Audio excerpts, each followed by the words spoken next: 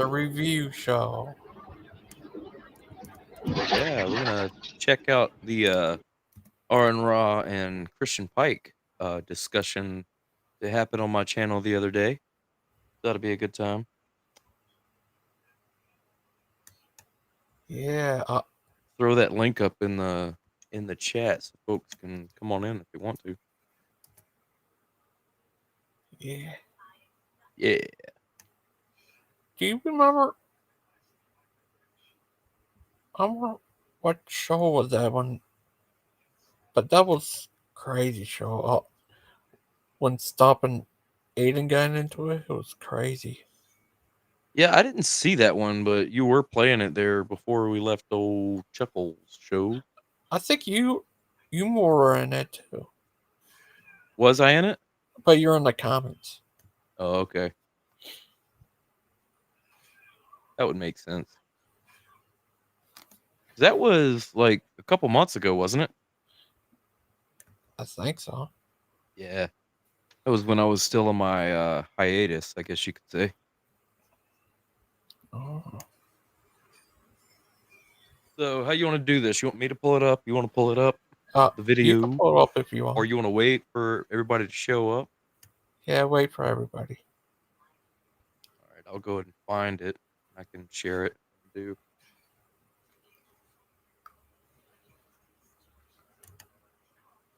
me just a second. Oh, you know what? I actually have to go pick up my daughter in about 10 minutes. Yeah. You know what? No, she's going to walk home. Yeah, she walks home. I don't have to go anywhere.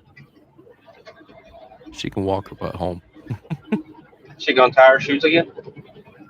No, that's not going to happen again. I'm just joking. I don't. Oh my goodness, yeah. that was crazy.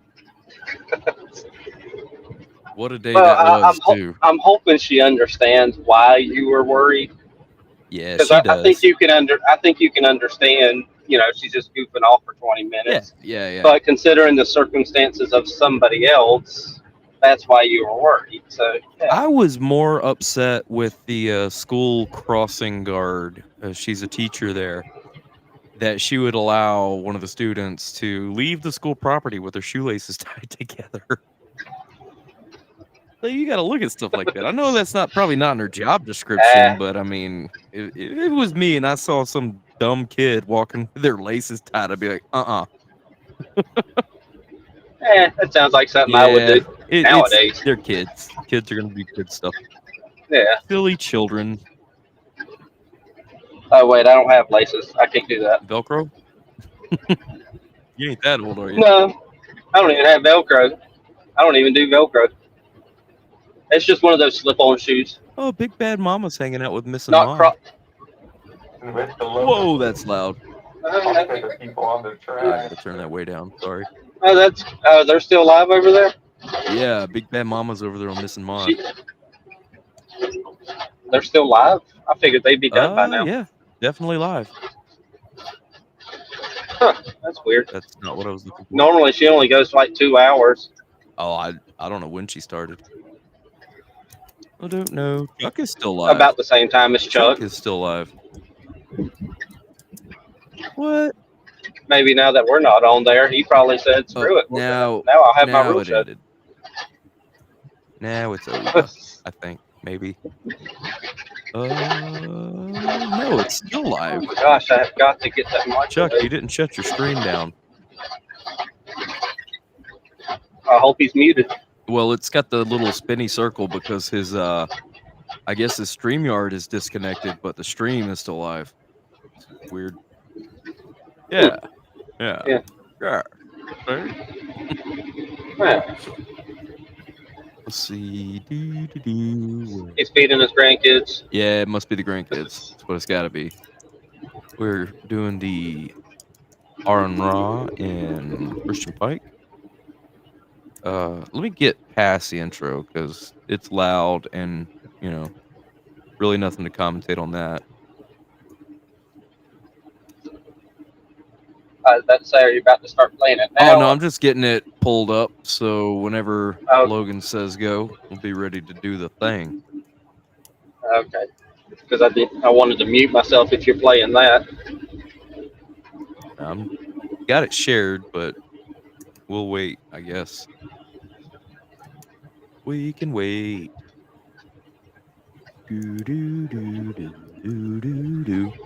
Ooh, we could watch other stuff while we're waiting. In fact, Okay. there you go. I found that What you video. gonna go watch? Which one? The one where Aiden, There's lots of them on where YouTube. Aiden and Stomp got into it. Okay. Those two are always getting into it, though. It was crazy. Stump thinks he has a devil in him, and Aiden's proving his point, so they're always getting into it. Aiden's proven his point. Well, not proving the point that he's a devil. Okay. Just proving his point, like, look, yeah, I'm gonna interrupt you until you're, done. Yeah. I mean, that's really the only Which I don't tried blame and him. true way to deal with Stomp. Yep, and if you interrupt them, that's automatically you got a devil in you. Yeah, Jeez, I have got to do something with that stupid microwave. I swear. Well, when I hit enough bumps, it'll start jittering back and forth with the plate on the microwave, and that's what that noise is in the back. Gotcha. I need to take that little strap and just tighten it down a little more. Either that or take the stupid plate out of there.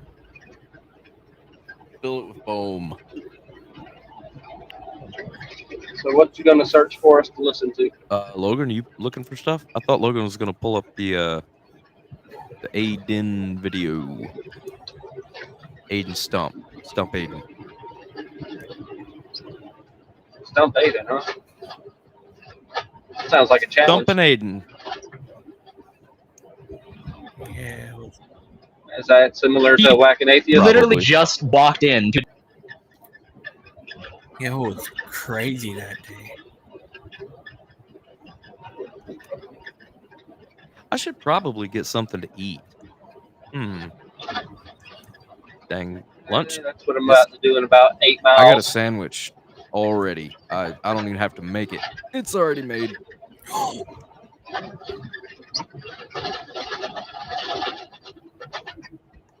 Man, people drive in front of me. Don't go 50 miles an hour. What we gassed this for? Know. You can't block me out. I'll be able to make my case. Yeah, I'll let you have the floor with Lupin for the first little bit here, honestly, Dustin. Yeah,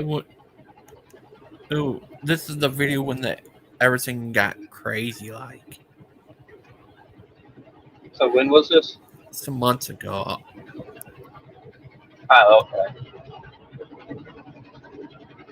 I think that'll be more interesting. Mackenzie Here he is. lied to me. She does not have Go ahead, Gangster. Lupin. today. I got her school calendar on the refrigerator. When I went to get my sandwich, I checked it. She ain't getting out of school early today. She told me a fib. Deviant. Bienvenido. Deviant. Bienvenido. Habido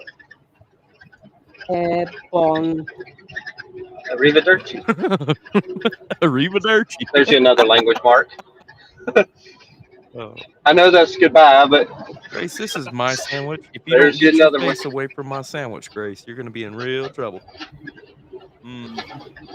Bonbon. Ooh, I have to. Wait. I have to. No. Wait. hold on. Wait. Hey, you got those pictures yet? Yeah. Mark, Mhm. how do I flip the image of my Oh, yeah. avatar? Go to the image in your sources, Yes. right click it, look for transform, Ah, yes. And there and we then have. flip. Um, Flip horizontal or vertical. I don't know. Which one is it? Is it Horizontal. Horizontal. Definitely flip horizontal. Won't do vertical, Horizontal. or you'll end up like me. Upside down. Upside down. Yeah, So, horizontal's the way to go. I have to look the way Yeah, towards the. you're trying to face yourself towards the video. Oh, I should turn myself that way as well. Yeah.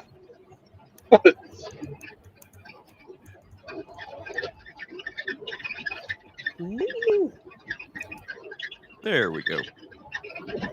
Now I'm looking the right way. Mhm. Is Chuck coming? I don't know. He's said so, but maybe he said he had to would. feed his grandkids. Yeah. Christian said he would probably stop by in a few, but that was like 15 minutes ago. Hey, he's feeding his Yeah, grandkids. everybody's got grandkids to feed. Or does he?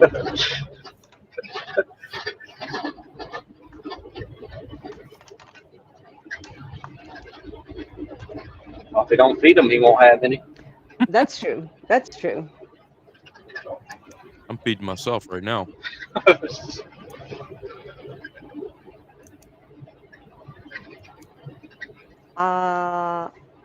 Yeah. We like to see that thing that happened between Aiden and Stump.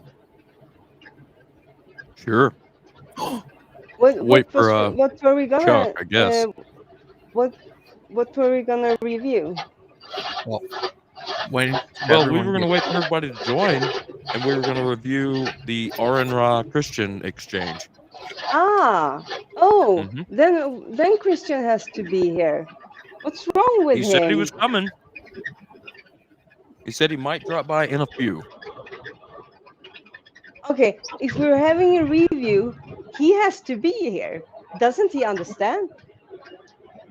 I'm not really sure how much he understands, but that seems to be a pretty simple one to,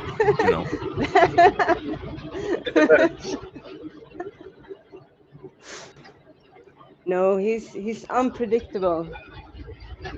You never know. You never know where he's gonna pop up, and then he pops out. And then we don't know who he's going to be neither when he does pop back in. Exactly. There's Dan having another dyslexic moment. You're supposed to say hi when you come into the chat, not bye. Bye. I thought when you said dyslexic, I thought it was going to be him spelling the IH or something. No, he just got the whole situation backwards.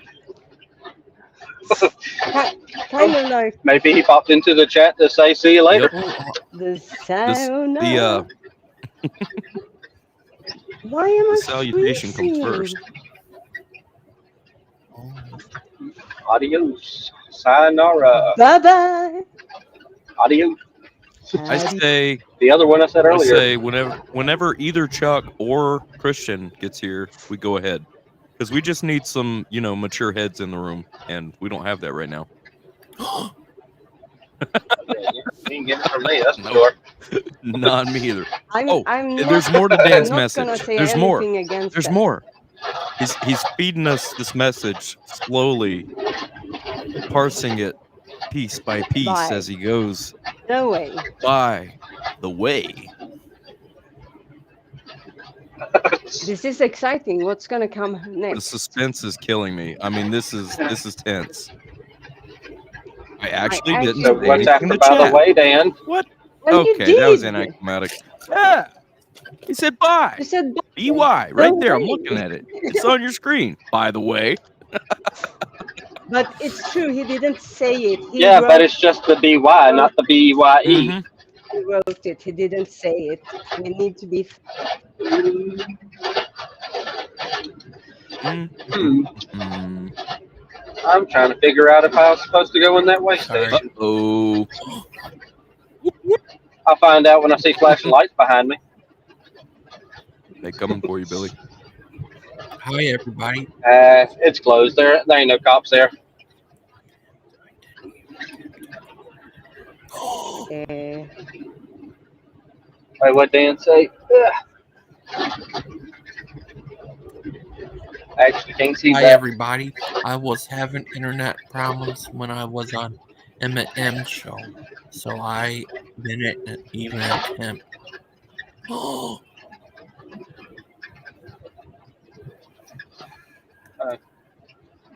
I didn't even go over there. Well, I went over there for about 10 minutes, but I didn't really I guess say. that's as good a reason as any to not attempt to have a conversation with Missing Mod. why? Hmm?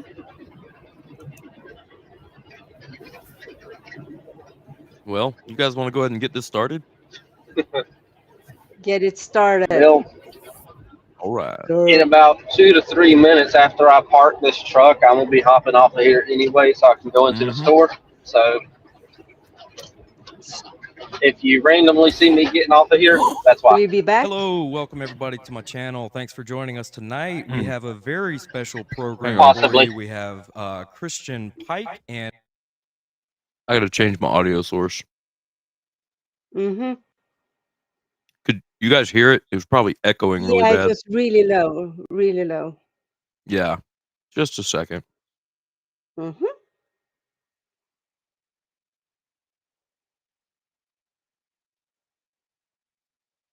Oh, I don't need to add a device. And Aaron Ra. Is that better? And we're going to have a friendly discussion on... Is that better? Yes.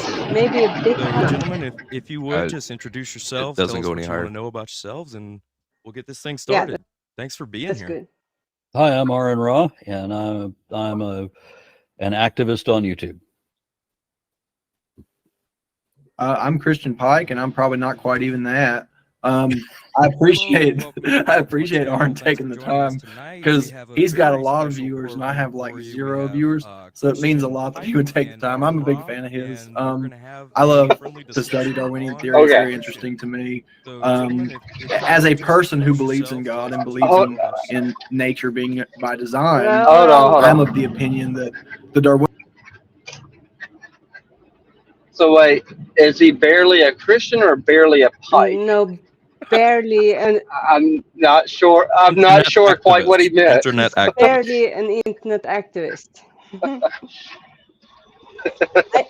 I'm just teasing, I have Christian. to say, when we were waiting, and it was like almost 15 minutes left, 12, 13 minutes, and Aaron suddenly popped in while me and Christian were talking. He scared the crap out of me. So Really? Yeah, I wasn't prepared. Well, prepared for what? Prepared for something to suddenly pop up on screen, and it was Arne. So I just screamed.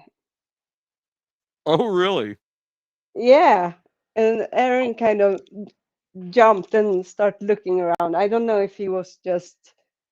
And then they started talking, and I just sat quiet.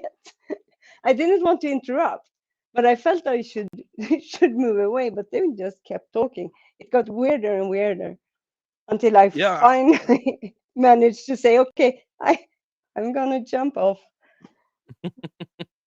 Yeah, I was. I don't know what I was doing, but I was not at my desk when Aaron showed up, so I missed that. Mm-hmm. That's pretty funny, though. I wish I had recorded that. That would have been classic. Darwinian process is the most brilliant factor in design and the way that I view it. And so I just kind of wanted to pick the brain of somebody who's so knowledgeable on the subject, if that's all right. All right. Thank you. If you have any questions, I'd be happy to help if I can. That's the thing. Like I was telling you, I really. So what he said right there. Hang on while I swallow my food. That really reminded me of like a Hovind introduction. Like I'll help you out. I'll answer any question. Help you out if I can. It just sounds like something Hovind says. We're here to help. Yeah, but when Aaron says it, he means it. Right. And he means that he will help you because you asked for it, and he will do his best. When Hoven says it, he means I will try to indoctrinate you into my false fakery of fakeness. And if you don't like it, I'm gonna go off on you and He's like the anti-Hoven. call you stupid. Yeah, pretty much spot on actually. Right. I feel bad because I should have a whole bunch of questions lined up, but this thing got thrown together so fast. And when Peter told me, he's like, I can probably set that up, I was like, what? Not really, but he could though. So I should have been more prepared. But it's interesting to me. I think he had told you did that 50-part series, and I watched that series cover to cover twice, and I think I was going to go watch it a third time. It's just it's such a superior form of education versus what you get in traditional schooling. I love the way you did that. I mean, you condensed like 5 years worth of schooling into a few hours, and it was very comprehensive. And that's the thing that made me want to meet you personally, was your ability to educate. I know a little bit about your activism. Obviously, you and I are on different pages theologically, but your knowledge of the subject to me is very alluring, and your ability to make it comprehensible to dimwits like myself. Like, I don't know anything about Darwinian theory. I'm not properly educated. I'm just a little wannabe student of it. And you have been, in my opinion, one of the best teachers on YouTube for people like me to understand the process. So one thing that I was going to ask you is, how did you get so interested in this subject? Is there a story behind that? So Christian's really good at buttering Aaron up here. He actually made him smile a couple of times. So way to go. Yeah. I'm just kidding. Yeah, that was very respectful. I was making the butt kissing sounds. I'm being funny. Oh, Give me a okay. break. Yeah. You could have been kissing Grace. I don't know. Or Well, Kitty. yeah, Or I should probably yourself. go. Yeah, I should probably do that. But yeah, he really did a good job of having Aaron feel comfortable in his presence, because Aaron is probably used to very contentious discussions and Yes. debates with Christians. I don't know if he was Yes. really prepared for Christian as far as the level of comfort he was going to have, because there at the very beginning, I don't know if you noticed, but Aaron looked annoyed, like almost like he was just annoyed to be there. And maybe that was just where we paused it on the screen. But Yeah, like, I get that because I've seen some of the crazy stuff he's had to deal with. Yeah, and also, I mean, he likes to talk to believers, but he doesn't anymore expect very much Right. from them. And I definitely got the sense of that going into the discussion. But yeah, Christian does a really good job of warming them up, and I Yeah. think that really set the tone for the whole discussion. Yeah, and I also think, I mean, since it was Peter setting it up, Yeah. uh, Peter's good people. yeah, and I guess he would have told him, sure, Peter and Christian don't really know each other, but they had at least met, and he had some kind of feel for him. There And he were knows very, you, very so minimal words exchanged in the messages for the meetup. So I imagine Peter probably talked to him personally behind the scenes, but as far as the email chain that we had, it was very, very brief, very matter of fact. Hey, we're gonna have this on this day, this time. Everybody go to that. Yep. Wait, we're changing the time. Here's a new time. Good. So yeah, I'm sure. Yeah, they would have talked Yeah, on the side. very professional on the email, might I Yes. say. I feel like Yes. I'm a pro here with these interviews or something. I mean, I You did such a kind of good are. job throughout this entire interview of keeping my mouth shut, and you know how hard that is for me. I introduced Aaron and Christian, and then I closed the show when it was over. And other than that, I didn't speak a word. And yeah, moderating's easy. Yeah, it wasn't so much a debate. Well, the kind of is. though. I mean, the thing that. Oh yeah, it wasn't a debate. It was a discussion, But yeah, I'm the host. I was there, and I'm filling the Mhm. moderator role, and I think I did a good job. So give it to me. Let me have this win, Deviant. Yeah, of course. Of course. I'm sorry. Of course. You did Yeah. a beautiful job. Best And moderator ever. well, I would say you're kind of a celebrity moderator. Is that right? I don't think so. Yeah. Nah. You moderated a celebrity. You yourself said he was a celebrity. He is a celebrity. Yeah. So, and Aaron you Rod's a celebrity. moderated. So that makes you a celebrity moderator. Oh, okay. I see what you're saying. I gotcha. Which, if you do it again, the third time will make you a celebrity moderator. Nice. A celeb. Yeah. Nice. A celebrity moderator. I'll be dancing with the stars before you know it. Oh yes. Oh yes.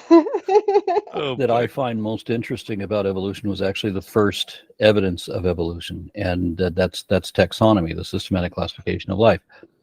In 1735, Carolus Linnaeus, who was a botanist in Sweden, he tried to classify all life forms. At first, of course, he was trying to classify all plant forms, and he didn't know about microbes yet because, Leeuwenhoek hadn't invented the microscope yet. But, so everything, all things were at one point classified as animal, mineral, or vegetable. That was the colloquialism. So it was either a plant, or it was an animal, or it was dirt.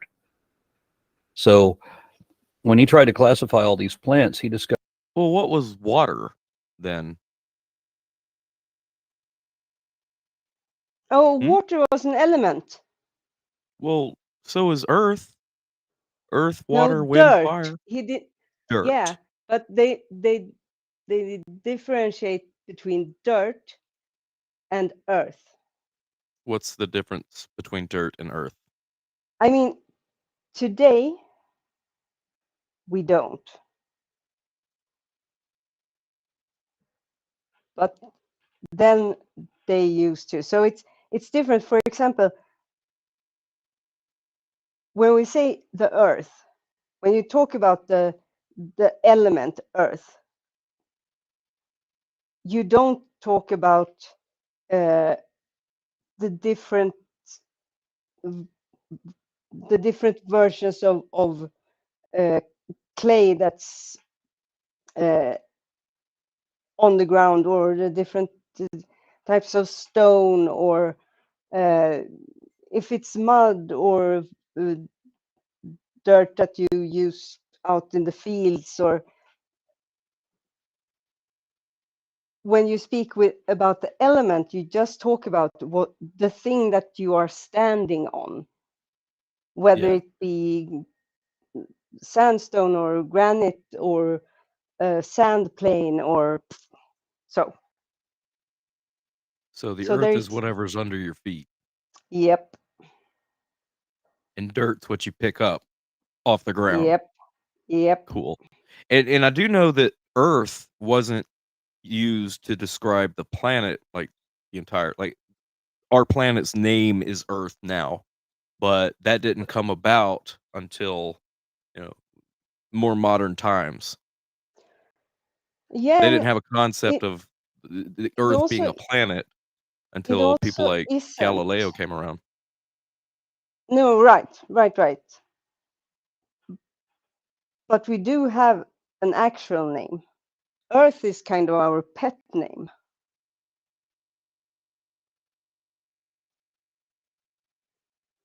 We have a real name for the planet, which is Noah Tellus. Moon's name is Luna.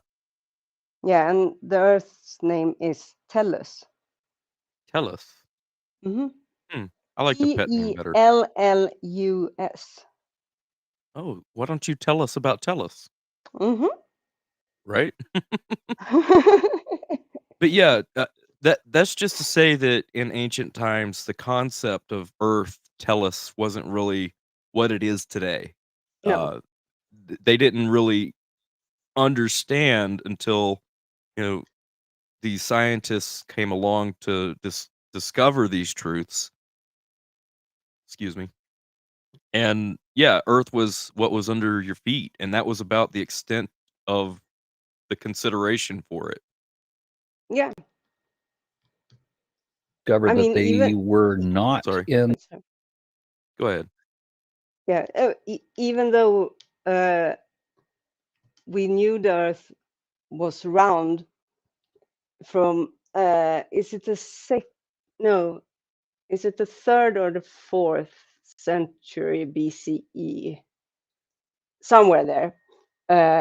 I want to say 275, but that can't be right because it's a two even number. Anyway,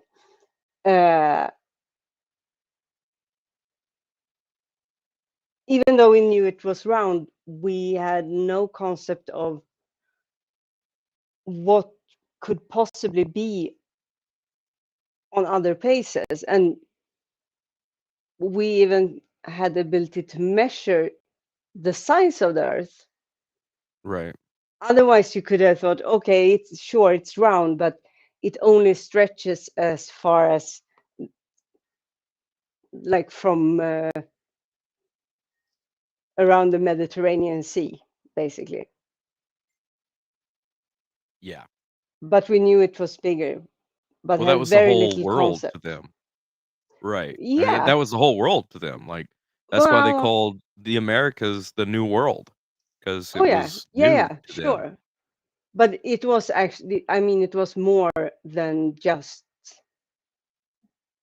sure, to the Greeks, maybe. But there were still trading with further off lands. I don't know actually when the trade routes to India first began. But I mean, good old Alexander the Greatest Ego. I mean, he was pretty incredible. He also died when he was like 32 or something.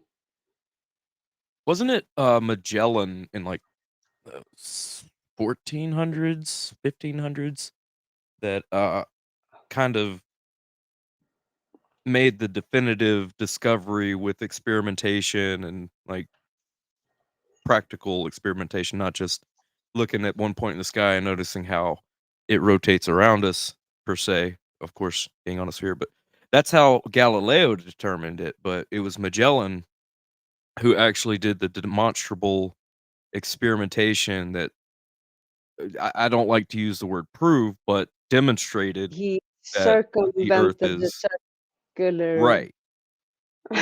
Right. Circumnavigation. He was the first Yes. one. Yes. Circumnavigation. Yeah.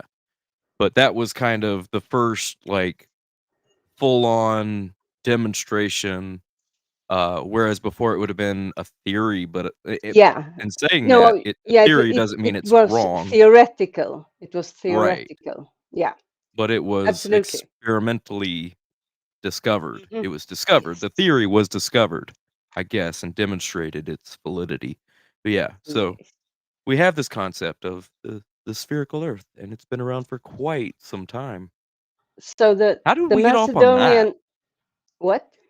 How did we get off on that? I don't know. Earth, Oh, dirt. it was Earth. Oh, because it was, he was saying what the elements were: vegetable, plant, or vegetable, animal, or dirt.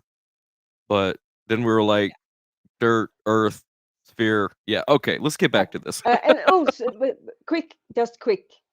I had to check up, and the Macedonian Empire, which was Alexander the Great, it stretched all the way to India and the Himalayas.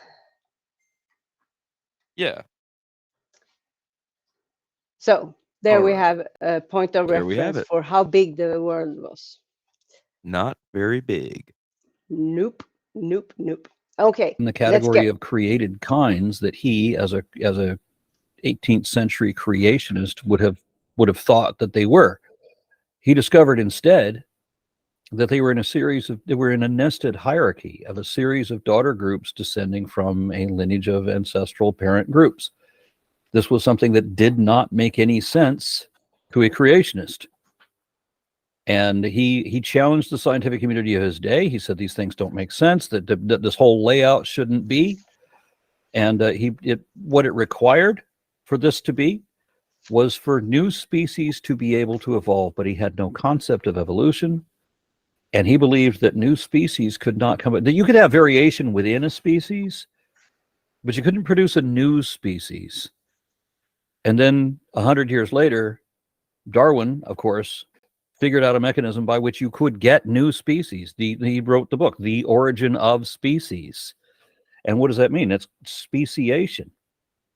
So I think it's funny that there's so many creationists now who clamor on against Darwin, but they accept that new species can evolve, and they accept that they can evolve by means of natural selection. What was Darwin's book title?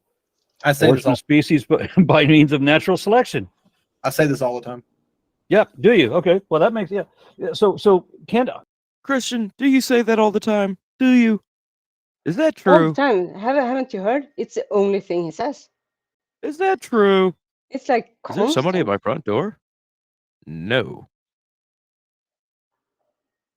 No, I've never heard you say that, Christian. I'm just kidding. We don't really talk about evolution with Christian much, so it No, would stand to reason why I haven't heard him, because we haven't talked about it. could be, could So, factor yeah, in. but still, Christian, I've never heard you say that. You're a liar. Just kidding. Ken Hovind, for example. Maybe there was somebody at my front door. Hello. I don't know. We're reviewing the interview What? right. Mackenzie's home. Oh, okay. Sorry. Yeah, she just walked in. Yeah, I said there's somebody at my front door. I looked at my Ring camera. She was apparently already in the house. So she's home and wanted to know how many views this interview got. And I want to say it just crept over 100 recently. But the funny thing is our after show had more views, and I think it still does. What? So, yeah, that surprised and that me. went on for 5 hours. For Right, 6 hours. 6 hours. right. And it got more views than the actual interview. So That's I predict that this interview will gain traction, much like the debate with Kent and Gary DeMar has on my channel, because these are more timeless type interviews. So yeah. they're gonna more consistently draw views over time. Like nobody's gonna watch or gonna want to watch that Lupin stuff, that whole Lupin debacle. Like that No. was interesting in the time, but like 2 or 3 years from now, nobody's gonna care. But they're still gonna watch stuff like this because Yeah, and these are also discussions.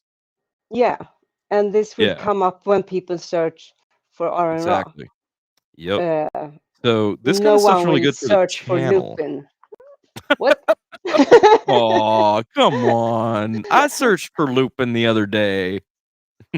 Yeah, but I mean, in outside of this little circle of people, I mean. Right. All right, let's get back to this. Was complaining about this. He would both sides of his mouth. He would say that natural selection is not a thing, and then he would precisely describe what natural selection is and how it works, and endorse that it does work without realizing what he's saying.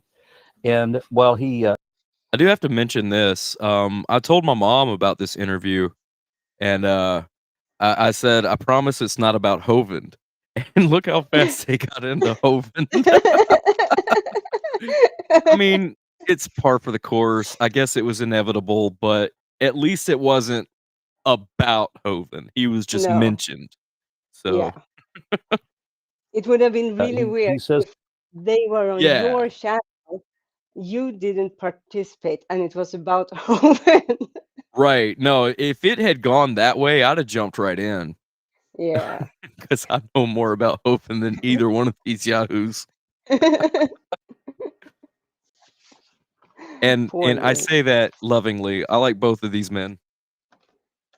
Don't agree Loving with towards either them, one not of them. towards Hovind. Right. And here's the thing. There's a lot of differences between me and Christian. Probably just as many differences as there are between me and R and Ra, but they're my fellow man, and I have no reason to hate either one. So, yeah, I like these guys. Good. So he accepts speciation, that it is observed, that it happens in nature, but then he also denies macroevolution, which is exactly what that is. Correct. You know, variation within a species is microevolution. Variation between species, including speciation, is macroevolution. Correct. So he has no idea what he's even arguing against. And a funny thing with a lot of these young Earth creationists is when they tell me that they accept microevolution but reject macro, in reality, they've got that reversed. They accept that speciation happens more often than not, but they reject microevolution because they reject the idea that mutations can produce new information in the genome. So let me ask this: is microevolution and macroevolution, is that the terms that evolutionists use, or are those terms that creationists use? Those are creationist terms. It doesn't Okay. it doesn't exist. It's evolution, because the Sure. evolution is the process. The micro and the macro would be the result, whether it's a big or huge change, I guess. Well, no, that doesn't even make sense. Micro, macro is kind of self-explanatory. Yeah, and small scale, big scale. Yeah, and the thing is that it becomes the big scale. Sure. Well, everything Because that is macro consists of micro things. Yes. Right. And when you collect the micro, so yeah, it's evolution. Evolution is a process. Yeah, we smart. We big brain. We say smart word. Oh yes, oh yes. Me very smart. Me very smart. Right? I Listen to just us. lost the paper I had in my hand. I found it again. It took a while. It wasn't in my hand. Which is a strange thing to reject, because it's like rejecting that the sun came up in the morning. You know, it's not something you really can sensibly reject. You know, one of the points I make, I was going to get your opinion about this. One of the points that I make a lot of times when I'm in conversations like this with people is, if you believe that roughly 10,000 species were on Noah's Ark 4,400 years ago or whatever, if you believe that there was 10,000 species on Noah's Ark, and then you believe that 4,400 years later there's 7 million terrestrial species, not only are you a Darwinian, you're a hyper-Darwinian. I kind of subscribe or ascribe to punctuated equilibrium, which is essentially you've got a finite number of species or kinds of animals that when they came off of the ark were forced into rapid adaptations to the environment, because the environment was nothing like what they were originally created for. I mean, we're talking about the creation narrative and everything.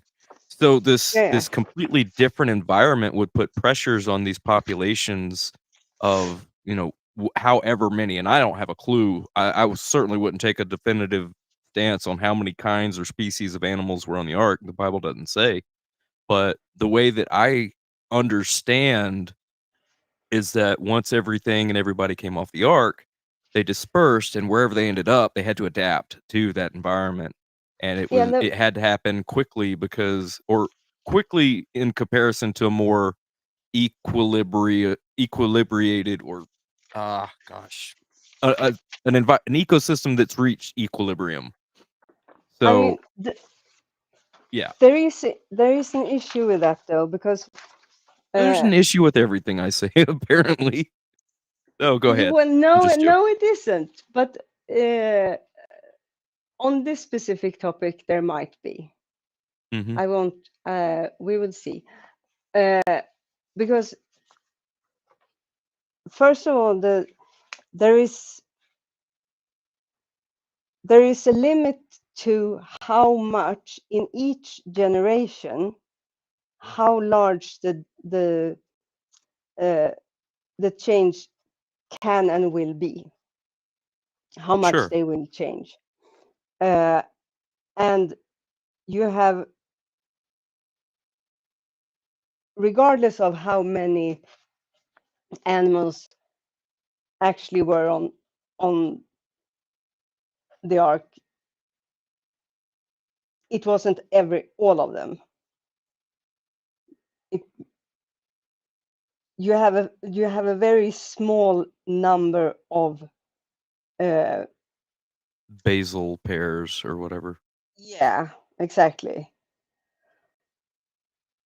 So you won't get that diversification that you need to have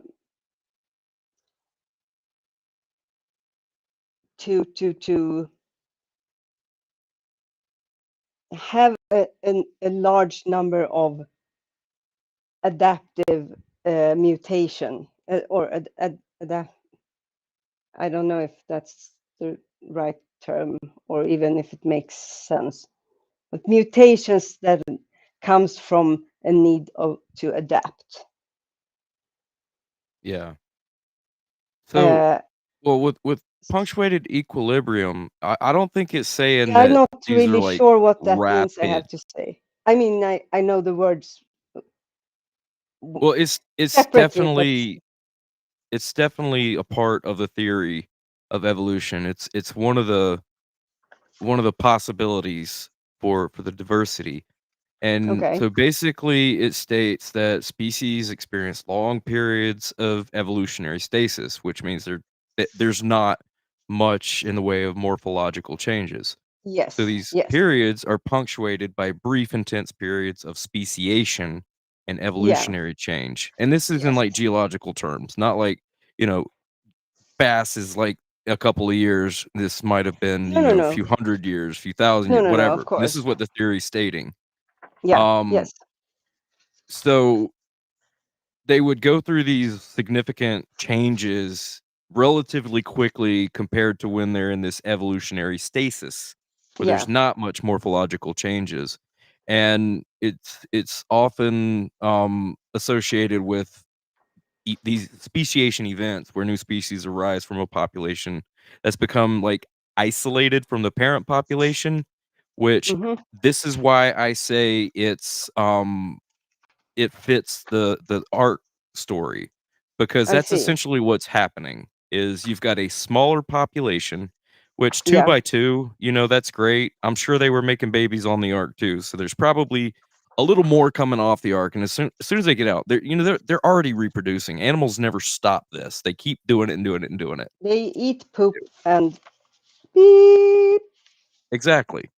Yeah. So, and there is some evidence for this in the fossil record, so to speak, where you see these eons or epochs of time where there's not much differentiation from, not one layer to the next, but then all of a sudden you get these dramatically different organisms and animals and what have you in the next layer. So that's kind of why I subscribe to the punctuated equilibrium.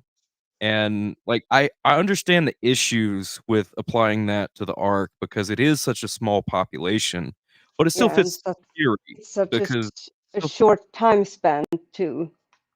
right, but it still fits the theory because it is in its essence taking a smaller population from its parent population. So you're going to lose a lot of genetic information right off the bat.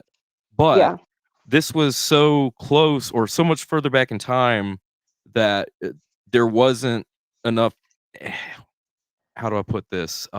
Degradation of the gene pool, I guess you could say. It was more towards like the original, what it was supposed to be. So there's still plenty of diversity to be had from this gene pool that exists. Even though it's tiny, here we are thousands of years later, and we have what we have, and it's pretty diverse. And there are bottlenecks. We do see bottlenecks in genetics that indicate cataclysmic events that have pretty much quelled the population down to just a few. But I see it as fitting. I'm not a geologist. I'm not a evolutionary biologist or anything, but I do read, and I try to understand what I read, and this is what makes the most sense to me. Sure. Though I'd like to point out that you said there were less. What did you say? So when you get a bottleneck, No. whatever doesn't make it through the bottleneck, that is lost. Yeah.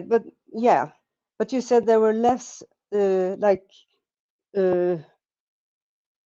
oh, I can't find the word. Not detrimental, but like Degrading. like evil. the gene Yeah. pool was healthier, basically. You didn't use Yes. those words, right? Right. And the issue there is that since we have the bodies of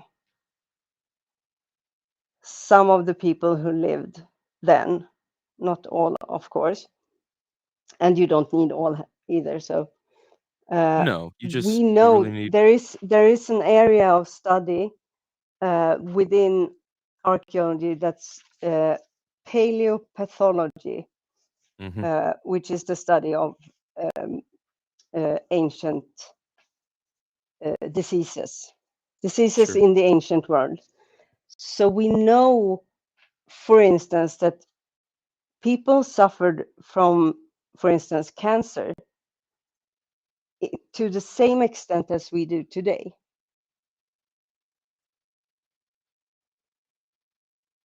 That's interesting. Yeah. Even with all the chemicals and all the radiation and all the lead and all the carcinogens, they had just the same rate, huh? Well, according to, a very small sample size, I guess. Of course. And obviously we have a much larger sample size today than we can gather from back then, but yes. yeah. And we can also and this is, since this is not this area is something that is tangential to the subjects I asked. I have actually but that wasn't as much the diseases of the ancient world as medicine in the ancient world. Sure. Which is much more fascinating. Yeah. And they did some crazy stuff. Less gross. Much less gross. And it was only one course. So either way, I cannot say for certain, but based on how studies, etc., are most often carried out within these fields, they most likely, again, take it with a grain of salt or a whole sea of salt. They most likely accounted for, when you make a comparison like that, you have to take into account population. You also have to take into account that you have a limited, I mean, even today we see in certain groups of population around the world, cancer is much less prevalent than others. And it's not as simple as if you live in urban areas, you're going to have more cancer, for instance. There is also a genetic component to how prone you are to developing cancer. But cancer is, even though there are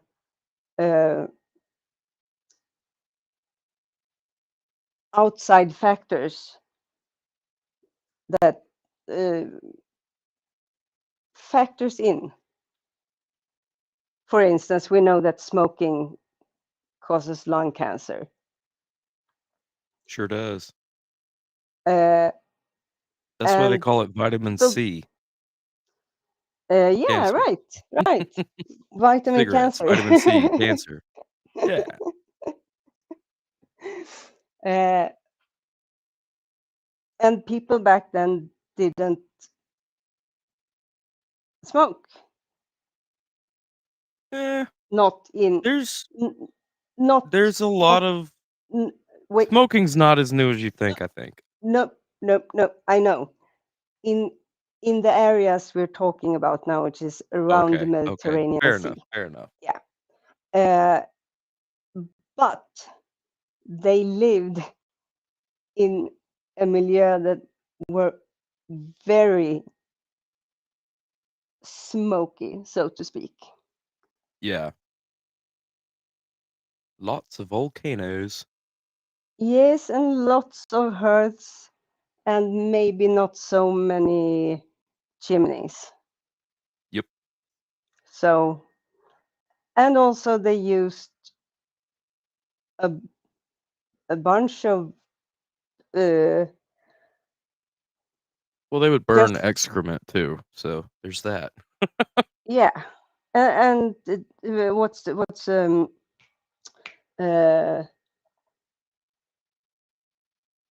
things they used for makeup, for instance. Mm-hmm. If we go cosmetics, thank you. If we turn the clock forward into the 16th century, the 17th. Yeah, they were putting uranium and lead in cosmetics, and women were getting these huge growths all over their face. And then dying. So, and they knew that this was happening. They kept doing it for a long time. Like, yeah, okay. Because vanity. Because it's I'm so beautiful when I'm vanity. White. Right. Yep. All right, let's get back into this. Let's go. Yeah. You know what I mean? The way that I describe that is as a super duper hyper caffeinated electro mega evolution. Wow. That's the way I always tell them, like, guys, you don't even realize. Okay. All right. Forget this micro, macro. That's the kind of evolution I want. The electrolyted, super battery leaded. I don't know what all he said. Something other chicken eating Baptist. Okay, so I've had 2 public debate / discussion things with Kent Hovind. They were both on the Proverbs Guy channel. Stephen Bolin, he's a friend of mine. And he wanted me to come on there and talk to Kent because he and Kent are friends, and I'd met Kent once or whatever. So we talked one time about the biblical doctrine of predestination, which I'm for and he's against. But the other time, which was more interesting, was when we discussed Darwinian theory and whether or not. Did you see what he did there with the predestination stuff? No. Christian, you're slick, dude. You are. And I like what he said. I agree with it because he said, Kent and I disagree on the biblical doctrine of predestination. I believe in it. He does not. What? I didn't even hear him say predestination. Yeah, that was slick, Christian. My brain is. On there and talk to Kent because he and Kent are friends, and I'd met Kent once or whatever. So we talked one time about the biblical doctrine of predestination, which I'm for and he's against. But the other time, that was such a jab right there at Kent. Like, just a little jab, just jab him in the ribs. Like, Kent doesn't believe biblical doctrine. He might as well have said that, which I agree. Kent does not believe biblical doctrine, but nice swipe there, Christian. I appreciate that. Which was more interesting, was when we discussed Darwinian theory and whether or not a person who identifies as a young earth creationist can reasonably say, I don't believe in Darwinian theory, if that's a sensible thing to say.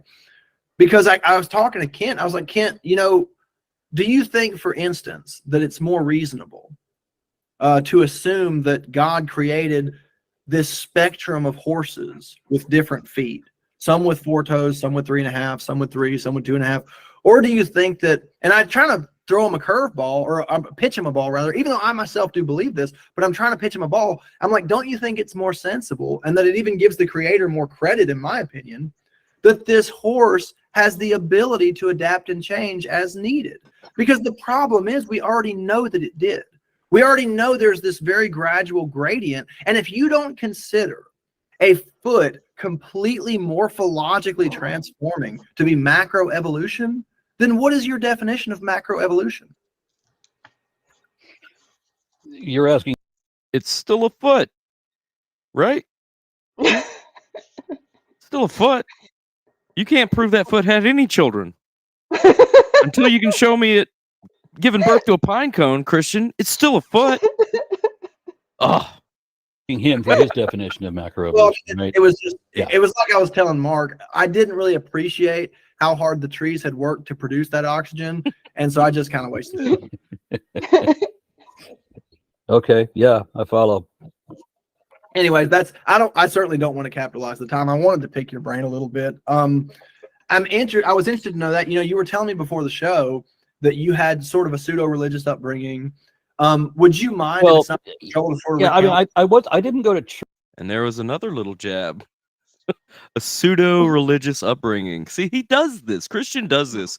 And this is why I really appreciate him, because he sneaks these little, like, big statements in with so casually, it just slides right under the table. Like, basically, Christian just said, so you grew up a fake Christian. Yep. Oh my goodness. This guy, he's something else. Church a lot.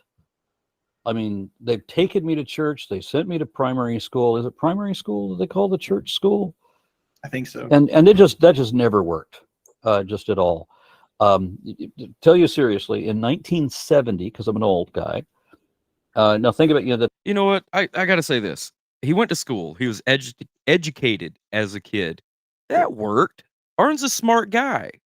I mean, your basic primary education is the foundation for the rest of your education. It really is. If you don't get that, you don't have an education. Now, that's not to say that some of the more non-academic things that Christian school or what have you may have pushed, that he really understood or bought into that. Like, that if what he's saying is it didn't work to convert him, I would say good, because that's not the point of schooling. But he got an education. He's clearly a very intelligent man. Oh yeah, for the sure. top 40 music of 1970. They send me into primary school, and this teacher in there says, "Now we're going to sing Joy to the World." This part was funny. And a 1, and a 2. And of course, what was the top 40 song in 1970 when I'm sitting in this primary school? Jeremiah Joy to the World by Three Dog Night. So I let out Jeremiah was a bullfrog. That's how I thought that song started. It is. And the teacher looked at me in horror. The other students were confused. Why the fuck am I singing this? Because you're awesome. But it was like a sincere thing that you did? Yeah, I didn't know the other. I didn't know there was a religious Joy to the World. You tell me I'm going to sing Joy to the World? It's a pop song. It's on the top 40, right? It's a Christmas song too, and like if you grow up in a non-holiday Christmas celebrating thing, you're not gonna know Joy to the World, I guess. But Joy to the World is Joy to the World, the King has come. Everybody knows that one. But yeah, if they just say Joy to the World, we're going to sing it, and you're thinking Jeremiah was a bullfrog, belt it out. Yeah, heck yeah. That would have been hilarious to witness. I wish they'd have gotten that on video. Right now, yes. Let me ask you a question. Do you have any official credentials for education? I'm just curious. For education, no. I could teach, now that I have a bachelor's degree, I could teach in the state of Texas. I could teach middle school, grade school, I think even high school.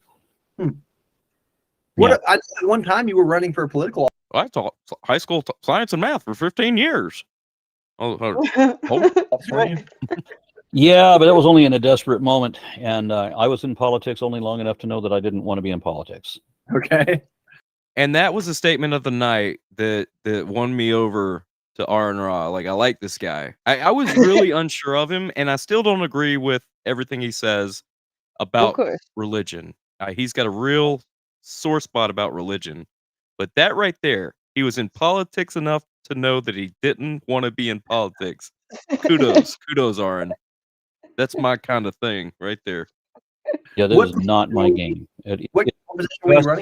It's just begging for money. Yeah. Yeah, and I who likes begging for money? Alvin. And it's Well, not the way it's not the way our political system should work at all. It should be based on Loves policy, it. advocating for policy. That's what it should all be. I like how, well, let me put it this way. In the district that I'm in, normally in pre-Trump years, if you were going to run for office in this district, I was told that you would need to start $35,000 to start, and then you have to accrue more as you continue. Whereas if I was running for a similar office in the UK, I would be capped at 35,000 pounds. You're only allowed to spend this much. You can't go over legally. And I like that system a hell of a lot better because it's taking the money out of politics, and then you don't have this. You don't have the elimination working the same way, so that when you come to the final day of the election, everybody that ran, I mean, nobody gets to drop out. Everybody that runs is up on the stage when they announce who wins. Yeah. Whereas, of course, here it works very differently. Everybody, all these people. Look, I get the sentiment. I really do. Aaron Rod does not like money in politics. But nobody does. Nobody does. Nobody likes that crap. But money is what makes the world go round. It drives economies, it drives wars, it drives everything. Yeah. It's gonna drive politics. That's a reality we have to live with. It does. It should not, but it does. No. And it doesn't in many other countries where there, for instance, like in the UK, there is a cap. Right. But we have that here generally too, speaking. Yeah, generally speaking, if you're in politics, it revolves around money. Of course, but whether or not you have the ability to be in politics and to raise to a level where you have where you're not just a member of a party, but you're actually have. So are you talking about like election campaigns and that sort of money?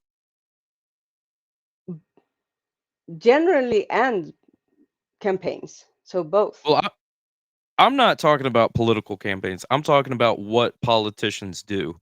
They're the ones and that's very that decide different from what to do with money, and the job of a politician is to beg for the money to accomplish their agenda. That's the way I see it. Sure, but what Arne is talking about is when you run for office, because that's what he did, and that's just begging I agree for with money. that. I agree with that. I don't think that there should be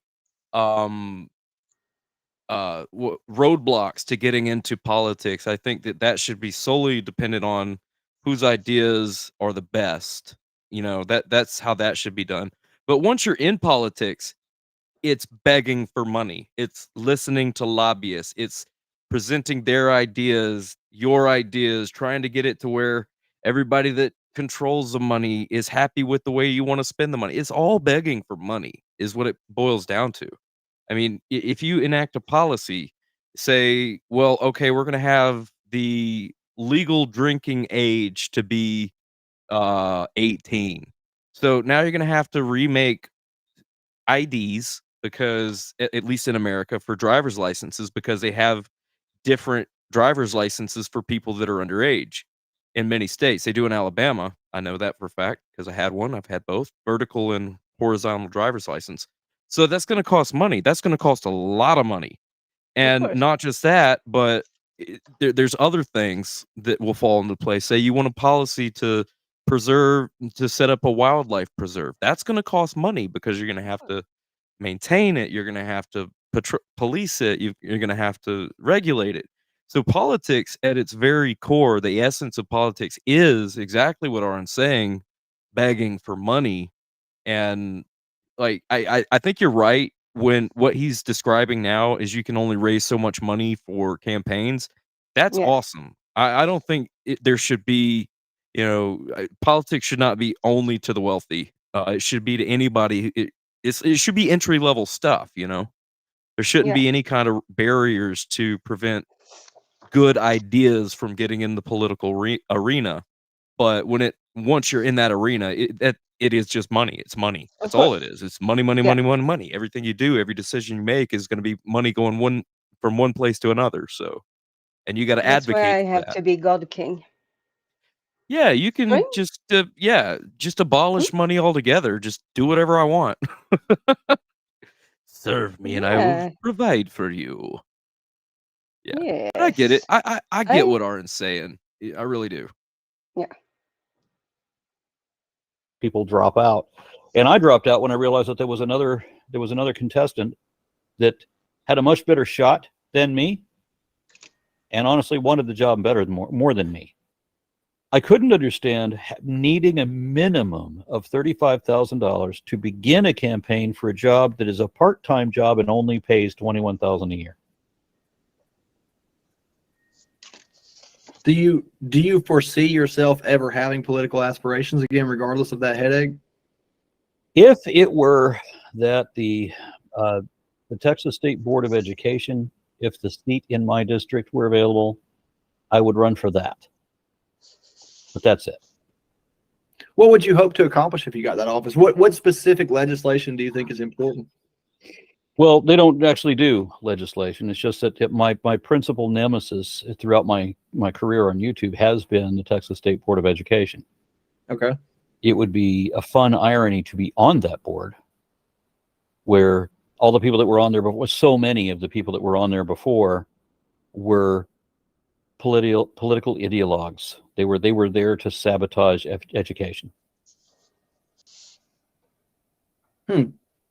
So another thing, how did you get so tied up? I don't know if tied up's the right word, so correct me if I'm wrong, but how did you and Kent Hovind get this love-hate relationship? Yeah. Kent Hovind kind of got me started in a way. Well, it was Rick Santorum first. Okay. Round about in the late 1990s, I started picking up on the shit that Santorum was saying, and I couldn't understand how people could I never understood that people would believe things that they know are not true. That confused me. And how if you say something and somebody points out that the thing you just said Isn't that an oxymoron to believe something that you know is not true? That can't happen. That's logically fallacious state of being. Yeah, but still people. Because if you know it's not true, you can't believe it.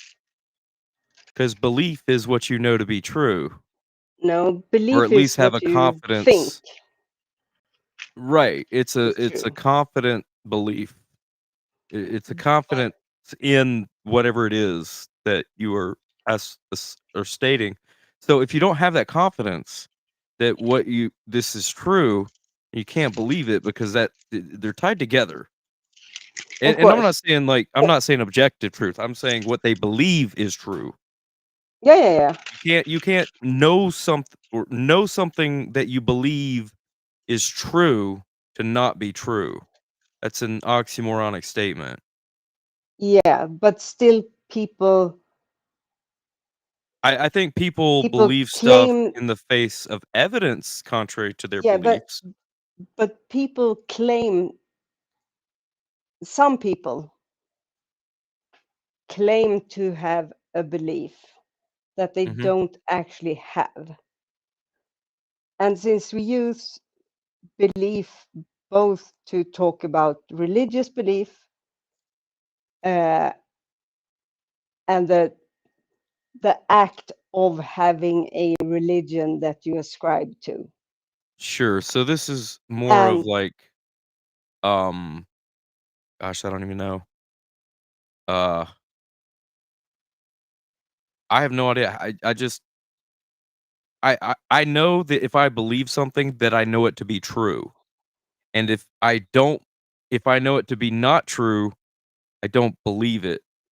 Yeah. And I don't know. I'm just really confused about how. Let's move on. That was kind of a confusing statement. I mean, he is. I get the gist of what he's saying. He is right in what he's saying. Let me listen to what he said again and see if I just misunderstood what he said. You are right in that you can't if you believe something, you believe it to be true. Yes. So it would be an oxymoron then to believe in it to be true, knowing it is wrong. Yes. But you can still ascribe to that belief. But it's not a sincere belief. No, exactly. Right. And that is It's his a matter point. of what you profess versus what you actually know to be true. Right. Okay. I also like to point out that Mr. Christian Pike was in the chat about 40 minutes ago, if I see the clock right. And we're reviewing his discussion, and yet... Look, he's busy wearing them work boots, not doing any work, all right? All right. He's trying to look busy. And he's busy I have not no wearing idea what he's doing. shorts. Yeah, he's busy not wearing shorts. I don't know how you do it in that Georgia heat, son. That's some brutal. Or maybe that's what he is doing. He's busy. He's wearing shorts sneakily, in secret. I've never seen Christian from the waist down, so he could be wearing anything. He could be wearing a tutu for all I know. Yeah, probably does. We'll get him in here eventually. All right, let's get back to this. I never understood that people would believe things that they know are not true. See that right there? That's he did say it that way, and that is the oxymoron. But I think we've already hashed it out. We know what he meant. That confused me. And how if you say something and somebody points out that the thing you just said isn't true, I would think that everybody was honor bound to correct the mistake, to take down or amend or edit where they posted mistakes before and put the correction in, that you were honor bound to do. No. Religious believers are not bound by any commitment to truth. That is quite the broad brush he's painting people with. It really is. I would agree that there are some. There are certainly not all. And I think Christian pointed that out too. So I had so many people admitting to me that they're going to continue pushing this story because that's what they want the kids to believe. Even if they don't believe it themselves, that's what they want the kids to believe. They would tell you they don't believe it themselves? I've had people tell me that one of my best friends ever said, I'm Christian because I like to believe that, not because I think it's true. That's one of them. I've heard the phrase, I just don't I don't get that. I maybe there are some people out there like that, but I don't think they really believe, because if they really believed, like, say, I believe in Christianity, but I don't think it's true. That is it's a self-defeating argument. It's a self-defeating statement. Yeah, I mean, of course they don't have a true belief. Right. It's not a true belief. It's a cultural thing.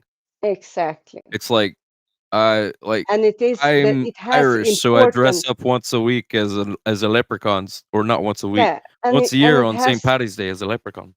And it has importance to them from a cultural and traditional and maybe familiar perspective, meaning familiar, their relatives, their family setting. So they're going to behave in all matters of life. They are going to behave as if they were Christian. They are going to teach their kids their way. They are going to go to church and everything. So on the outside and in all of their actions. I wonder how much of this is what was actually said versus what R and Ra interpreted what they meant. Because that's hard to say, but remember that he has had a lot of discussions. That's kind of what I'm getting at, because he's had so many of these discussions. Like, I'm sure there's been some people say some ridiculous things, to him and about his beliefs. But I don't know. Maybe he's run into more crazy people than I have. He But I've does. He never. does. Yeah. I He just does, don't. because those are the ones who tend to also flock towards him. Yeah. I don't have the capacity to believe something I know to not be true, but that's me. I can't relate to that, but I think I can imagine, what that's like for somebody else, because I know some people that may resemble that.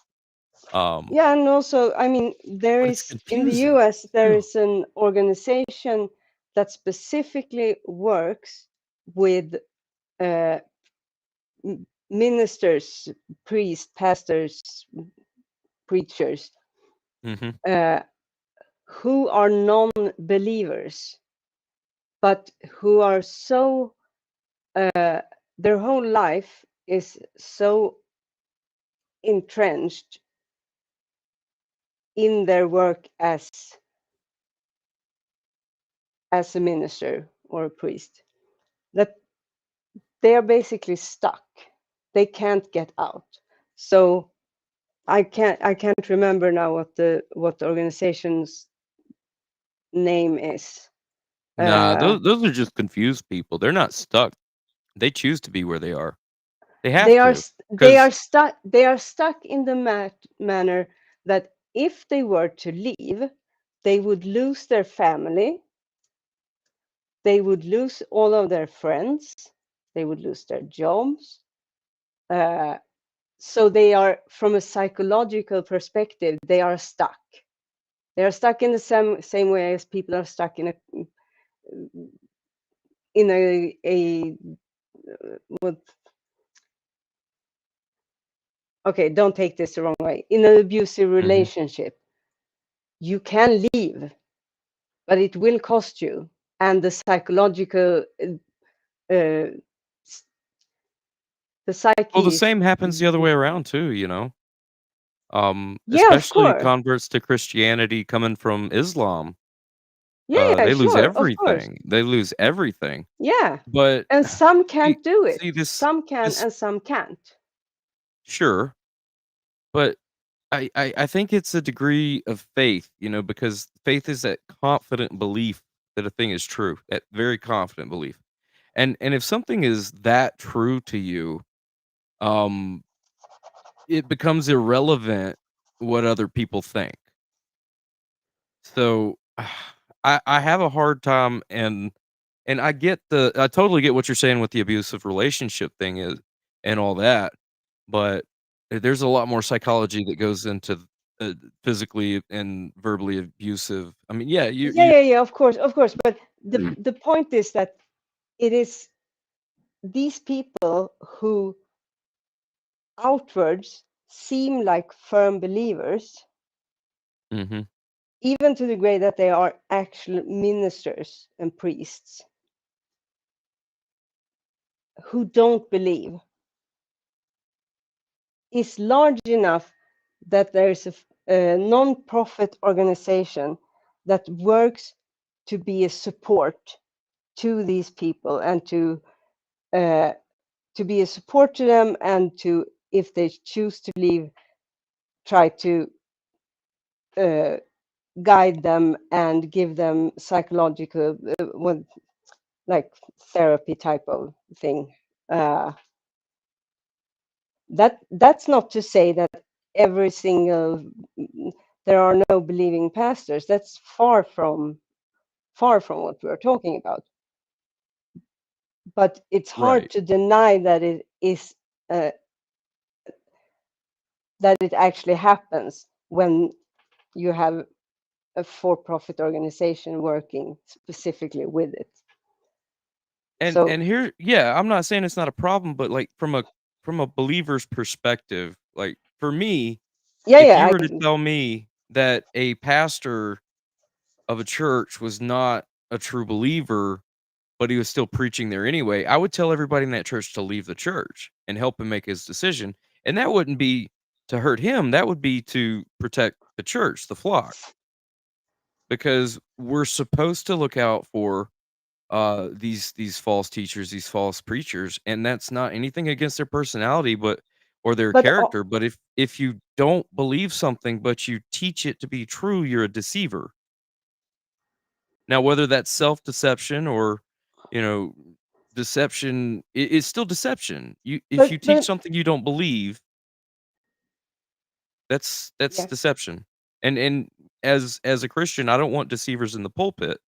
And yeah, this nonprofit thing sounds great. I want to learn more about it because I'd love to help. Because as a Christian, I don't want unsincere pastors because of those are the kind course, of people that lead their flocks astray.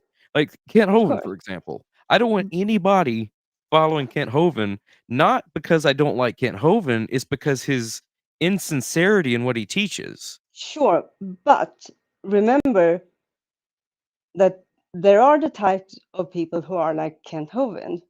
Yeah. Then you have people Those are who, way worse. The ones that don't want out, the ones that just want to stay in the con. yeah, but imagine that you went to a church Mhm. that were fully in line with your personal beliefs, and they preach the Bible as the right way, etc., and everything is done right. There is no fakery or fraudulent or anything. It's Sure. all good. 10 years later or 5 years later, the priest that you have seen every single Sunday or whatever has left the church, and Mhm. you hear that he did that because he was no longer a believer, and that he had actually not been a believer for many years. How Mhm. would you, what would you think about all the Sundays that you had listened to this guy preaching exactly the right stuff, the right way, doing? How would you feel deceived either way, or? That's tough. It really is. And I understand the issue and I understand why there's a need for an organization like this. But Yeah, as to put myself in that position, I mean, because I've been there, you know. I yeah, followed Kent Hovind and thought he was great and everything, and I believed everything he said, and then now, even though he doesn't admit it, I know he's a fraud. yeah. And for me, it didn't affect my faith at all, but what it did affect was my uh readiness to put so much faith in men. And Hmm. I think that's a healthy thing. I think that's good It is, of course, to a because degree, but yeah, yeah, yeah, yeah. sure, absolutely, Um so I mean I can kind of relate to that situation, but at the yeah, same time I still feel very firmly that if you're going to be behind the pulpit, you better be practicing what you preach and you better believe it or you are a deceiver. And let's be honest with ourselves about that. Like and if your family is going to reject you because of this, like, you know, what kind of a family is that? And I hate to sound so cynical about it, but really think about it. Your your family's supposed to be there for you no matter what. That's your family. And they even if are, you go through hard times, but they'll be back. people kick out uh, their adolescent children for them saying, I'm not a believer, I'm an atheist. Right. And those parents are absolutely awful people for doing that. 100% awful. Terrible. I mean, isn't that what happened to Brett Keane? Supposedly, allegedly. Yeah, or was it because he became a believer again, and was it the other way around? Who No, knows? he grew up in a Christian home and then he became an atheist. Or that's the story. Oh yeah, But yeah, like yeah. I don't know. That's there's so many facets to that. It's really hard to just, you know, have an answer, but Yeah. definitively I can say I don't want deceive people, much less deceivers in the pulpit because that's not the place for it. The pulpit's supposed to be a place of truth. Yeah. Um And yeah, let's figure this problem out. If there's pastors out there that don't believe, reach out to this organization and figure out what you need to do, because I guarantee you still care about the people that you're preaching to. Of course, Certainly and do. that's another part of it, that they feel so. Yeah. They invest in people. They are the confidant of their Right. congregation.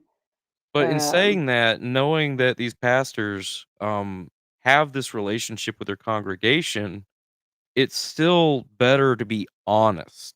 It's still Yeah. better to be upfront about this, because if you let this go on and on and on, and they find out that you haven't believed for 20 years, then there's going to be resentment, Yeah, and because they also, will I feel mean, deceived. it's not good for them either. Right. It's just a So really it's not bad good for. situation. Yeah, That's a absolutely. tough situation, and I haven't really thought about that much, but it's pretty neat that, yeah, that's something I want to look into, because Hmm. I mean, everybody And on each side of that needs some encouragement.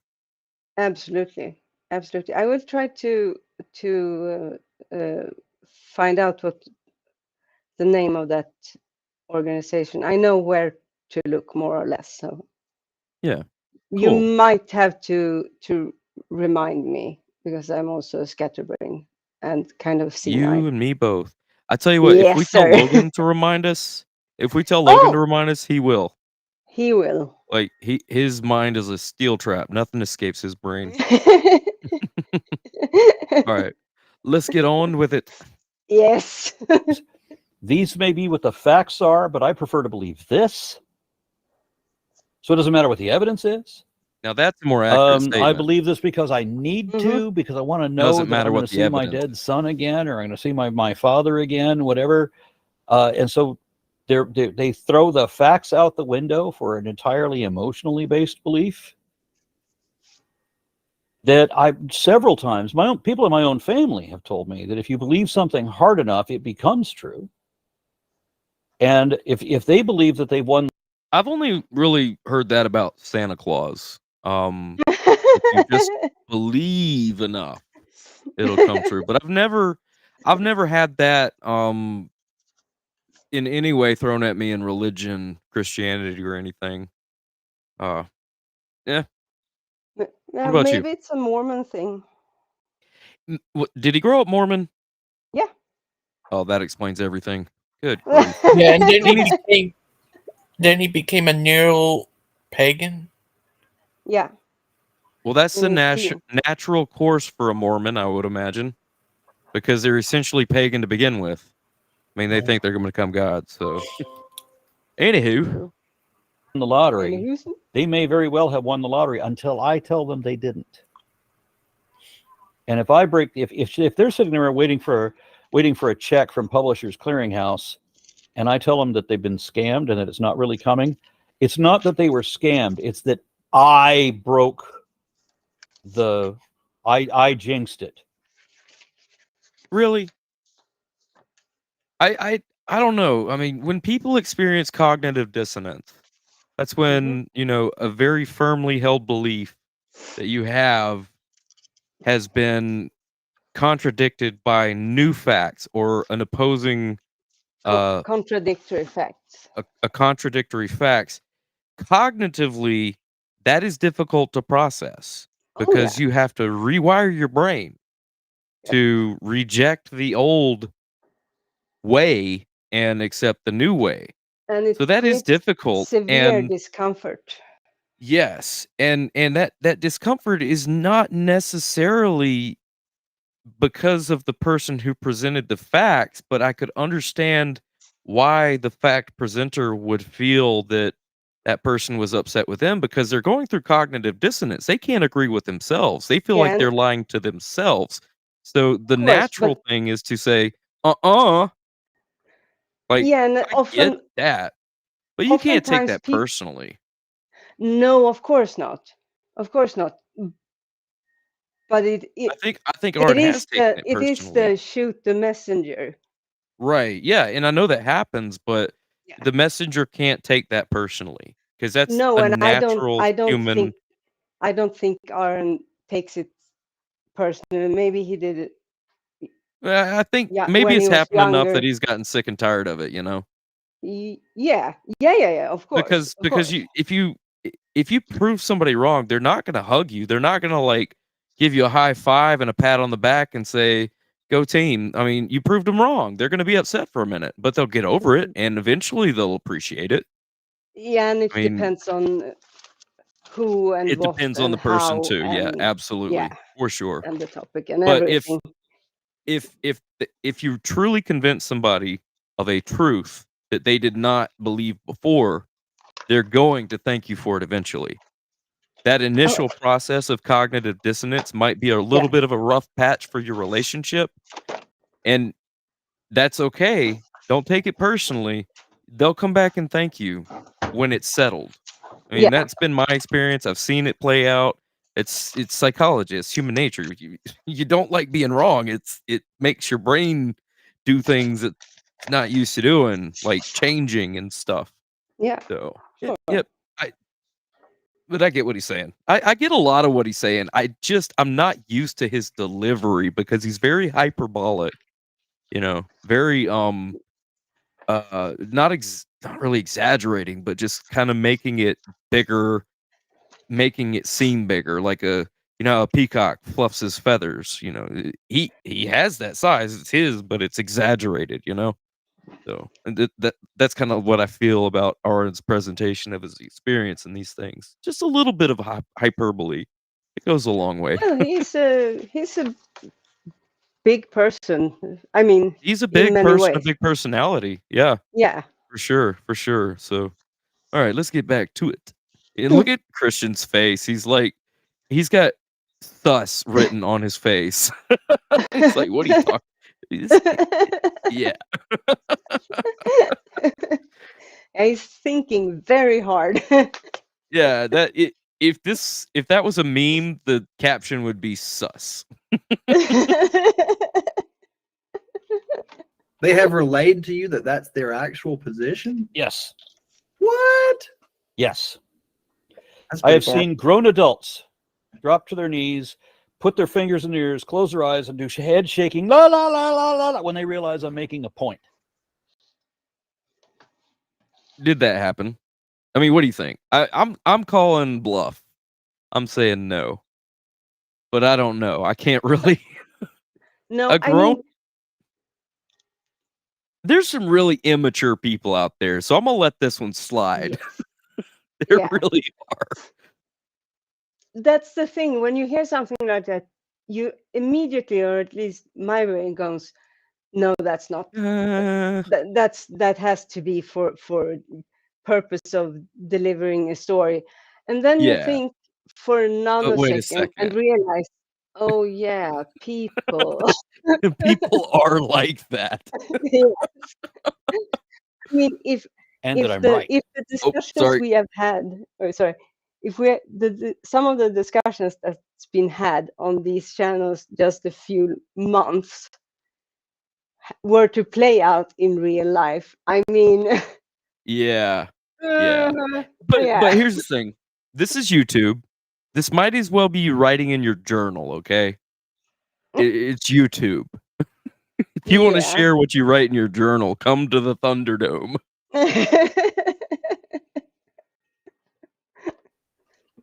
One guy deleted his entire blog post because he got into a debate with me, and I've managed to find that the next day I come in to choose to log into this thing again to see where what his response was to what I said the night before, and it's gone. The whole thing is gone. And I can't remember what it is now, but he had a fairly unique username. So I just scoured around the internet to find that username, and I eventually did find where he had posted to someone else that he took down the blog post because I was making sense. Oh God. Now that's more believable. That's way more believable. Like that I could totally see happening. Somebody getting so ashamed in defeat that they take down their entire blog post. I mean, I think a part of it is that because I feel as you do, but I think that's because that's something neither you nor I could see ourselves behaving the way he previously described. Yeah. But we can imagine a scenario now or in the past there where, yeah, if that would have happened, I can see myself doing that, basically. So that's easier Yeah. to swallow, or someone I know, or whatever. So that I mean, seems well, yeah, reasonable. we've watched Proverbs guys delete videos left and right when things happen they don't like Yeah. or they get embarrassed. So we see that happening. Yeah. Totally believable. We see it. Oh, Right. Happens I every have a day question. on Proverbs, guys. Yes, Just for sir. Sony. What would happen if I would love to see if Aaron Raw came on Steven's show? Ooh, I bet he wouldn't last long. They No. would ban him. They'd block him pretty quick. Yeah. That would I be remember- interesting, though. And then they Remember- would scream victory. They wanted him on there that other day. They don't Somebody know. thought I knew him for some reason. They don't know how to get. They don't know how to get to Aaron. No. They think I did for some reason. I don't know. Because you get all the. Wait, never mind. Oh, wait, wrong. One guy confessed to me that I had changed his mind in the course of our debate. That during the debate with me, he already realized he no longer believed. But he couldn't admit that to me until 2 years later. Really? That's that cognitive dissonance again. That's Mhm. pretty normal. Yep. And people get embarrassed when they lose debates. Yeah. They tuck their tail and run. I mean, that's why that phrase exists. They disappear because you got to lick their wounds. Mm-hmm. Come to What in terms the world? with. I think I remember, correct me if I'm Failure. wrong, but I think I remember one time you said that. I'm sorry. Were you talking? I reached for my No, I phone was. and hit the play button. I was joking. I said they have to come to terms with being a failure. Exactly. I came to terms with that a long time ago. Oh yeah, me too. Me too. Yeah, you win some, you lose some. It happens. Yeah, I lost That the when most. you and your wife got together, she was a Christian, and that she gave up her faith based on you reasoning with her on the subject. Yes. Now she was an old Earth creationist, and when she tried to pit me against the people that she was organizing a debate with these other people, and one of them said the debate that she set up, the guy that she arranged for me to debate actually said in writing in this debate, he said that that he knew that transitional species did exist, but he wanted to teach students there were none because he said it was important that they believe there are none. So he's admitting that he's lying to other people's kids. You know, the weird in order to manipulate what they believe. Every species is a transitional species. You know what I mean? Like when you look at the world, There's a more specific definition. I know what you're saying. Great. I just think it's so silly how people make bones about something like that. It's just so obviously true. When the reason I wrote the book, the Foundational Falsehoods of Creationism, is because there's a handful of falsehoods that believers cannot let go of. That, for example, that there are beneficial mutations, because that means that unguided. There are beneficial mutations, though, right? Oh yes. Yeah. There Yeah. are.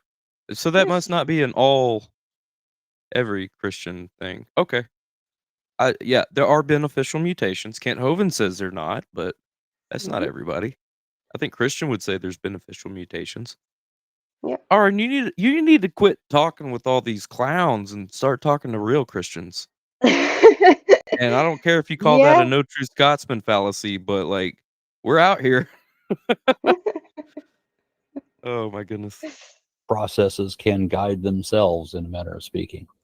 That means that you can have emergent properties where there are factors that result in the improvement of a species over time without any plan or purpose Because to my experience, it seems the believers have this weird fixation with purpose, which I don't get.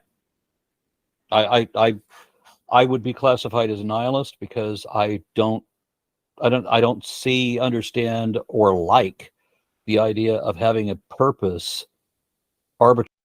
So I got really lost here, and I actually got kind of sad because everybody's got a purpose. Not everybody knows what their purpose is. Like, I could totally get feeling purposeless. I've been there before, and it's a deep, Yeah, dark place to be, but you got to find purpose. yeah, but that's not the type of purpose he's talking about. He's Sure. talking about a purpose from a, like, on a cosmic scale. Yeah. We find purpose in our lives, and we find purpose through our relationships with other people and with our interactions with the environment around us.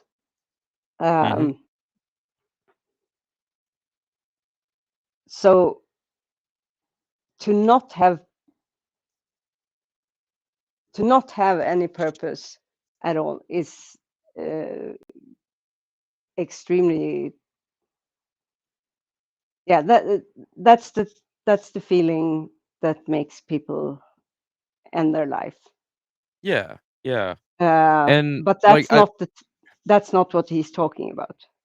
I don't know. I disagree because the way he's illustrating it, it is. I mean, if he was talking about like cosmic purpose, like, you know, on a universal scale, sure, I can understand why he would think it's silly to need a purpose for all of creation, all of the universe, what have you. But that I don't think that's what he's illustrating, especially with his sarcastic tone and hand gestures, because the purpose, purpose when Christians talk about it, like in a general sense, isn't like the purpose of the universe. It's individual purpose. It's like, what am I here for? Not why am I Yeah, here but necessarily. It's yeah, what but can I do? it's a purpose that comes from outside. And wait, sorry, it's because of the topic they are discussing. Sure. It's the idea that there is a purpose with evolution, that there is a set goal, and there isn't. So he said he was a nihilist. I'm more of a Yeah. fatalist. I tend to believe that everything is predetermined. Um, my Christian worldview would be more of a Calvinistic worldview, and I think the fatalistic worldview most closely aligns to what I believe theologically. But I don't understand nihilism. Like, it's just that's a whole different thing. Nihilism is kind of like fatalism, except nihilists don't care. Fatalists No. strive to find purpose because it's going to happen anyway. You might as well enjoy the ride. I mean, nihilism is often wrongly portrayed, and in the eye of the general public or whatever, through Is it though? Because the way yeah that I would consider myself a general public when it comes to nihilism. I'm a layman when I yeah speak of nihilism. But when I and hear nihilism, I hear exactly what he's describing in just this purposeless yeah existence. but remember, he isn't talking about his life and his because I know that Aaron has purpose in his life. One of his Hey, purposes in he's a life YouTube is activist. and to teach people, and he has a purpose of being a good father and a good husband, and take care of all of his snakes and animals. Right. So nihilism isn't complete purposelessness. It's this, there isn't the universe doesn't have a purpose. It's not an actor. It doesn't have an active will. Sure. Yeah. So, and that is right. that is nihilism. That is nihilism. But okay. I would say most Christians I have met and heard of, and all of that, they see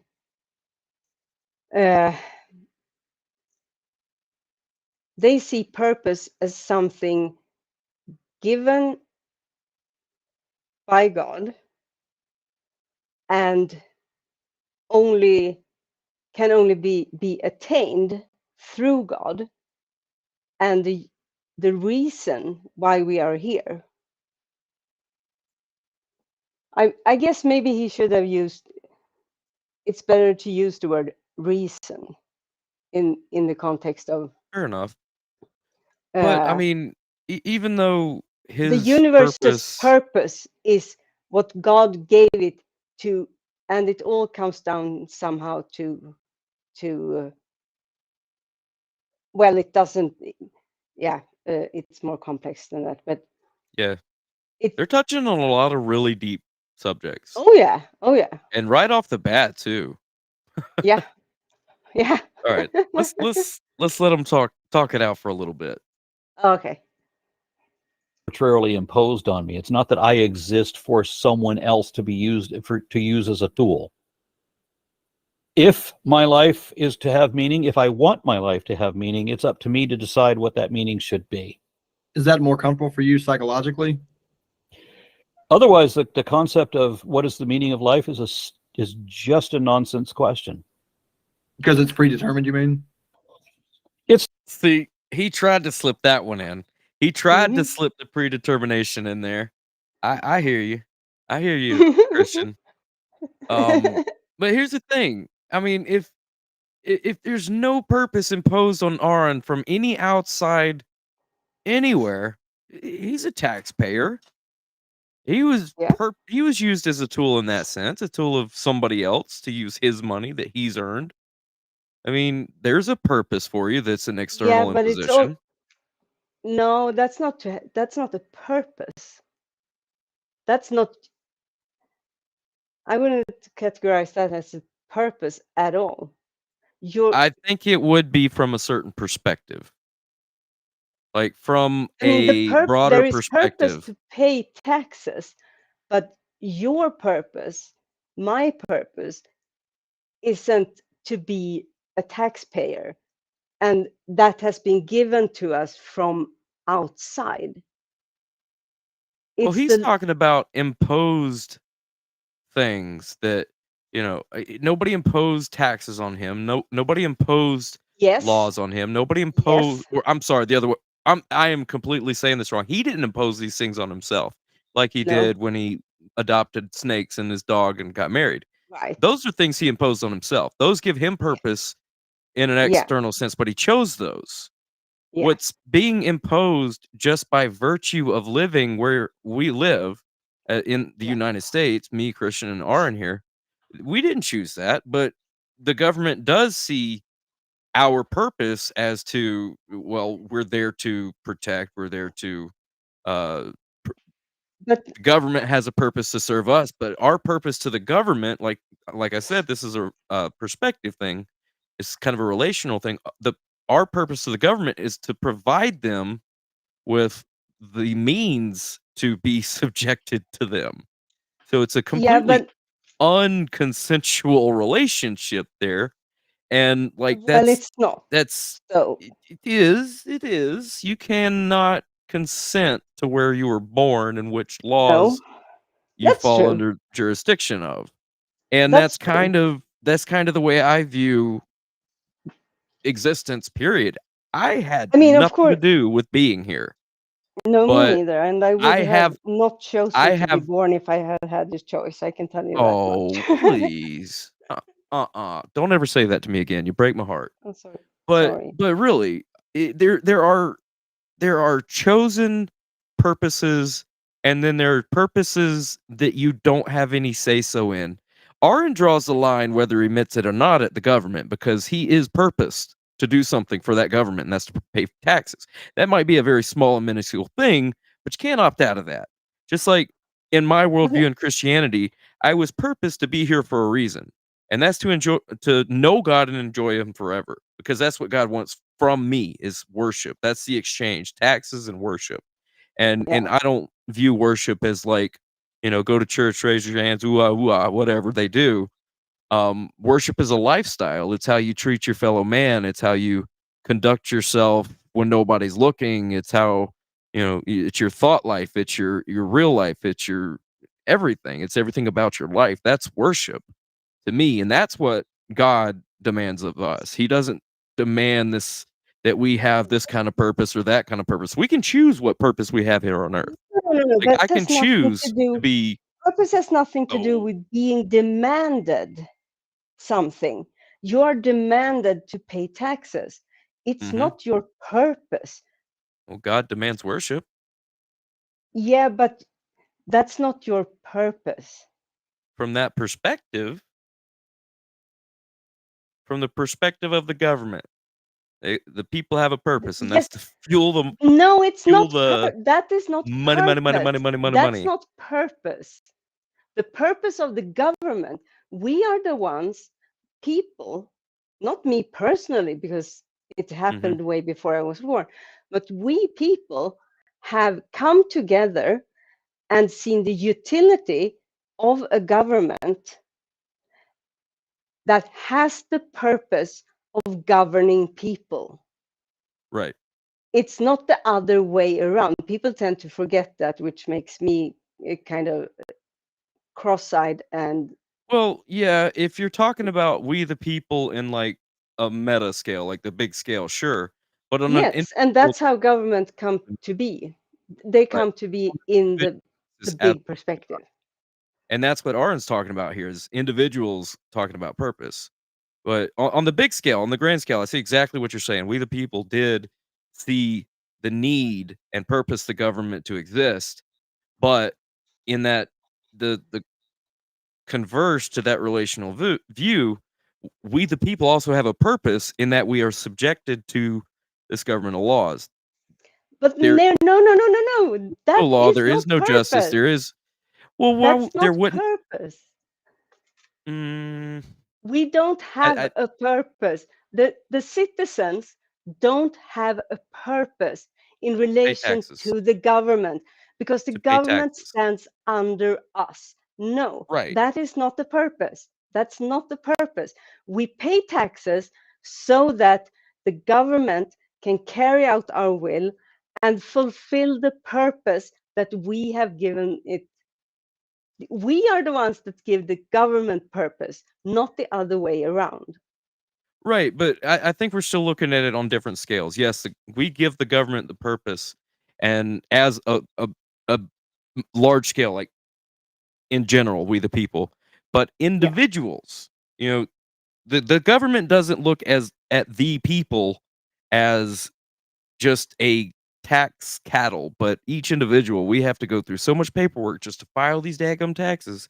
They want to make sure it's absolutely right because they need our money. Yes. And that's doesn't make it purpose. It does, and I know it sounds convoluted, and I'm trying my best, but if the people didn't exist, then the government would have no purpose. It's a mutual relationship. People have a purpose to the government, and the government has a purpose to the people. It's about perspective, and that's what I'm trying to illustrate. But to just throw purpose out there, just like I have such a problem with any kind of purpose, I think it's kind of hypocritical because not only do we create our own purpose in this life, but we also have purpose imposed upon us that we're not individually consenting to necessarily. And that's society. We do have a purpose in society, whether or not we want to. Absolutely. Okay. Everybody has a purpose in society. No. I'm just trying to argue with you. You know that, right? I'm trying to get you flustered. Yeah, don't do Okay, it. okay. I'll stop. Let's get back to Aaron. It's like when you go to the fortune teller You're the best, Mark. that spreads out the chicken bones or the tea leaves or shuffles the tarot cards. In all these three cases, they're as random as they possibly can be, but then they're going to read what they mean. So however the chicken bones or tea leaves or tarot cards play out doesn't mean anything, and neither does life. That's sad. Life exists as an emergent process of chemistry. That's it. There's no purpose for it. The universe indicates that there is not a purpose for it. If the universe had created, let's look at the anthropic principle of the fine-tuning argument, right? Let's imagine that there was a creator, created fine-tuning, made this universe. Instead of being trapped on a fraction of the skin of the surface of this tiny mote of dust in an incomprehensibly vast cosmos where we can't get anywhere else because everything is too far away no matter what kind of technology we have. If I were a god and I wanted to create the universe for life, I'd just set it up on an eternal plane.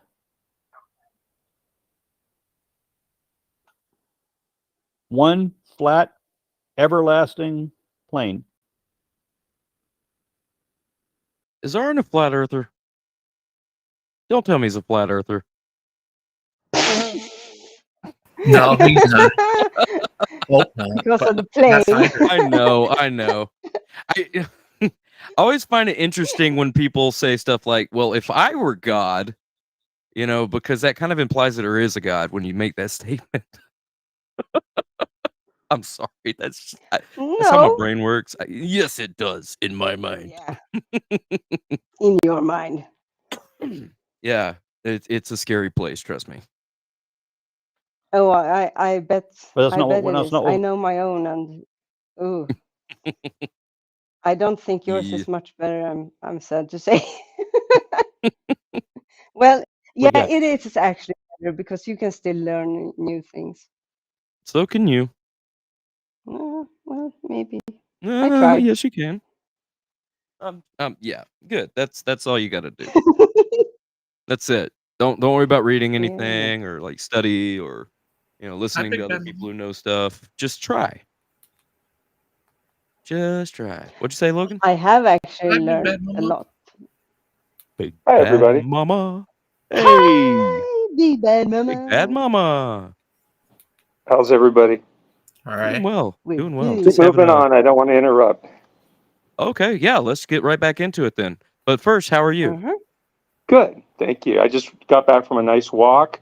It poured rain yesterday, so there's just really beautiful cumulus clouds in the sky today. Yeah, we got the same thing going on here too. It's nice. How was your talk with Oh, it went good. Yeah, it's a fun show. Dan came on for a little bit. Got to talk to him about Bohemian Grove, and Mark Reed came on, so it was really cool. Dan came by here and said he couldn't come on because he had bad internet service.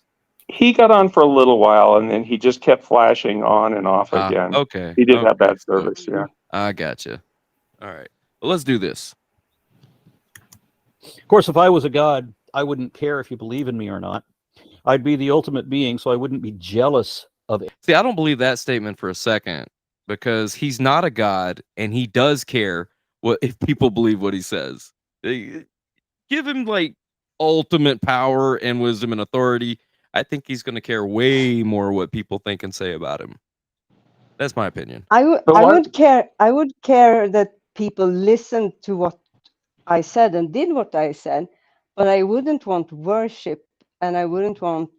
I mean, this is of course built upon presumptions that I still was my own personality, only divine. Sure, and that's the problem with saying if I were God, right? That's the problem with saying if I were God, because it is your own personality. You have to put your own personality into it, Yeah, of and course. that essentially that's anthropomorphizing a supernatural being and trying to relate God more to Yeah. us than us to God. Right, but Which is isn't the the religion history saying of, that? if not all gods, then at least all but one. I'm There sorry, Isn't the I are didn't many get Go gods. either ahead. of you. Go ahead, Deviant. Oh, sorry. No, I was just saying, if that's the case with all gods, or at least all but one in your case, Sure, like that's the whole because concept. If I were God, anthropomorphizing, this is how I would do it. I mean, haven't you guys yeah, all and that's haven't the Chris?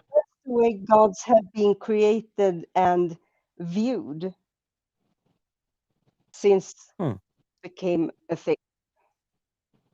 It's man-made. You're It's humans man-made. with supernatural power.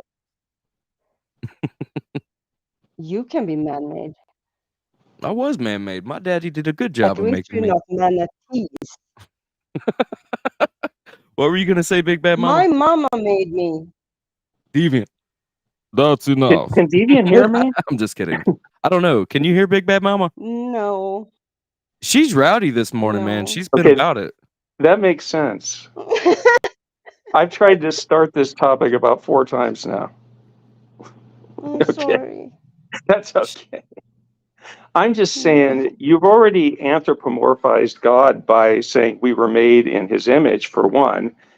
And also, you're calling God a he. I mean, why is God a he? Because he calls himself a he? Yeah, but what are the male attributes that make up this God? It's more of a patriarchal thing than a sex thing. Well, He but it has to be identifies as male. He can right. do So that, right? what are the properties that he identifies as male because it was a male-dominated society that created him? But I would ask, what are the But male attributes of this God that he calls himself he? But God was not created. The Bible says he always was. Alpha and Omega, beginning and end, like it's eternal, is how God is described in the Bible. Then why would there even be a pronoun associated with God? Because he chose to identify as a he.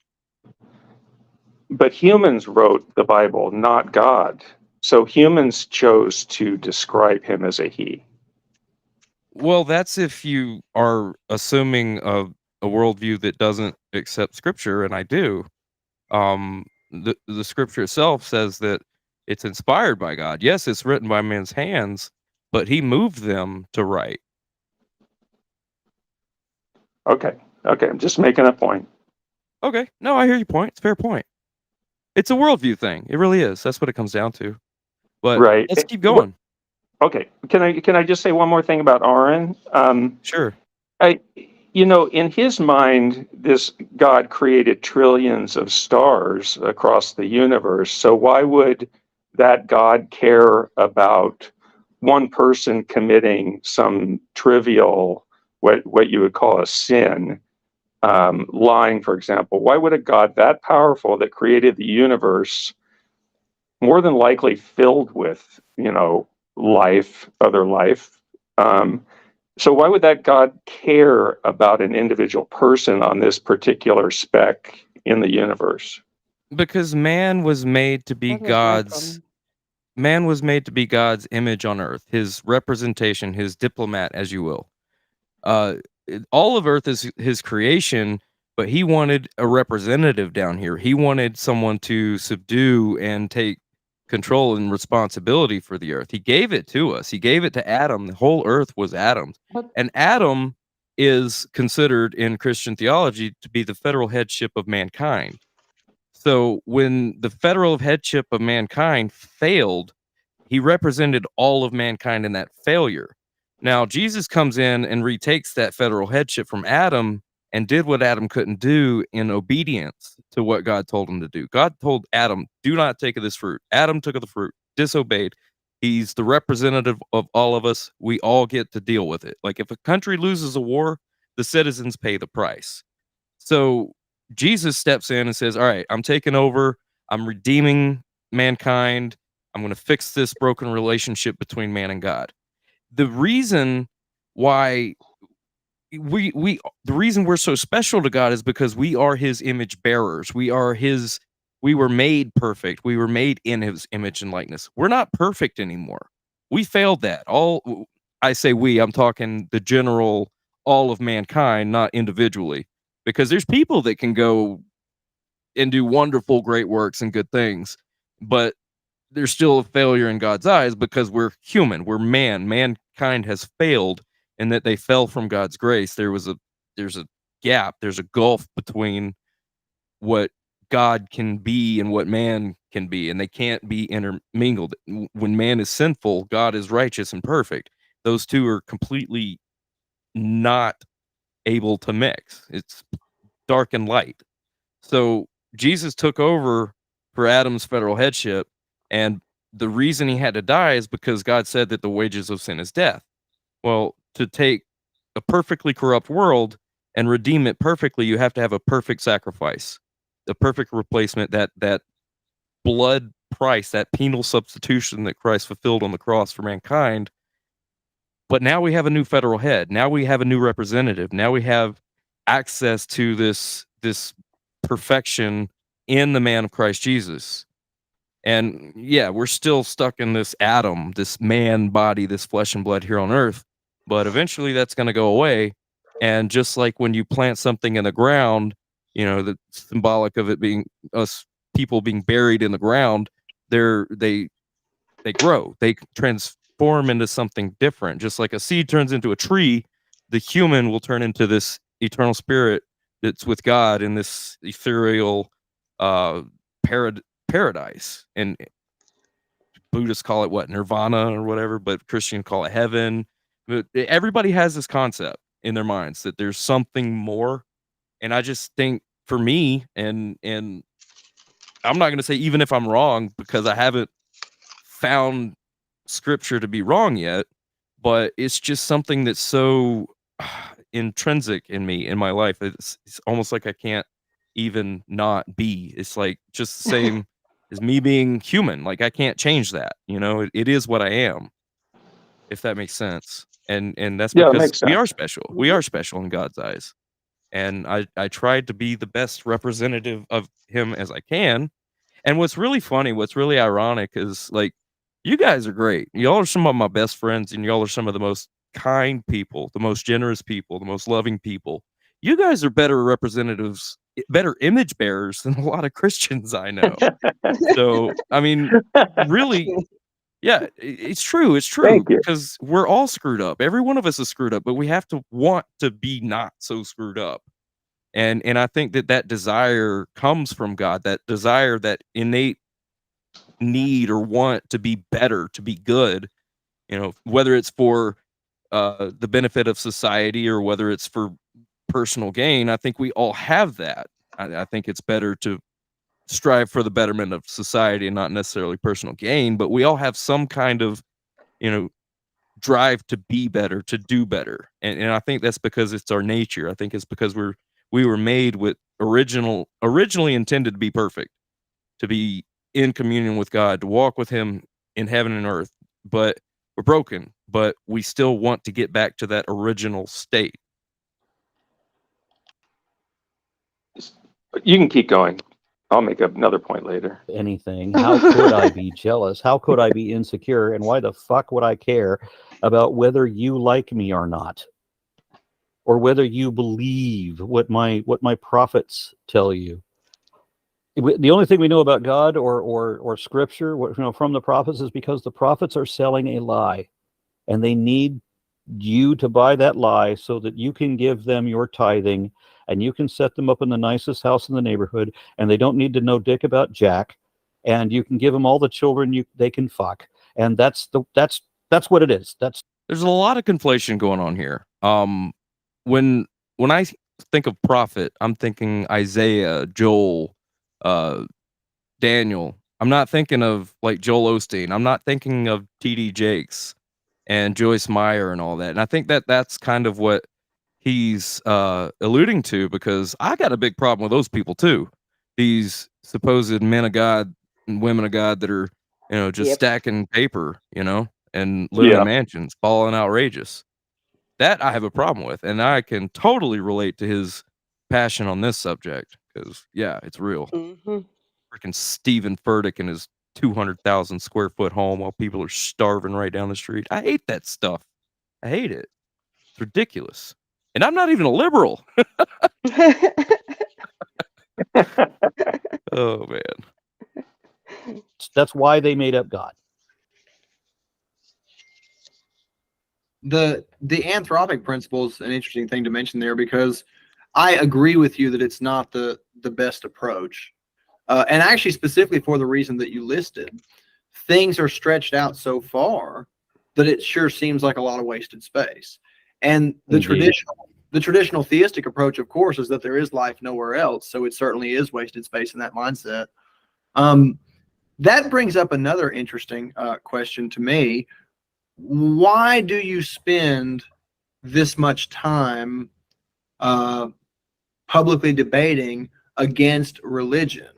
Is there a certain thing that happened to you to where you recognize the necessity for that?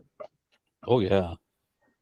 I mean, when I first got online, when I first got on the internet, I found myself in a tech support job for an internet service provider. They needed help, so they had me on unlimited overtime for a couple of years, which was nice. And it wasn't a very demanding job, and so I can just take the same call over and over and over again while I don't even have to change my screen. I could have conversations with other people in text while I'm doing my job. And so I end up on Talk.Origins back in the days of Usenet, when there was still a Usenet. And these people were confessing to me that their minister had been on the phone with other ministers across the state. And so they all gotten together to tell their congregations to vote as a block, which is completely against the Johnson Amendment. It's supposed to be that the reason that the religions are not taxed is because religions are not to be used to lobby for political votes, but we know that every church does that anyway. So not only should the churches be taxed, they should be fined.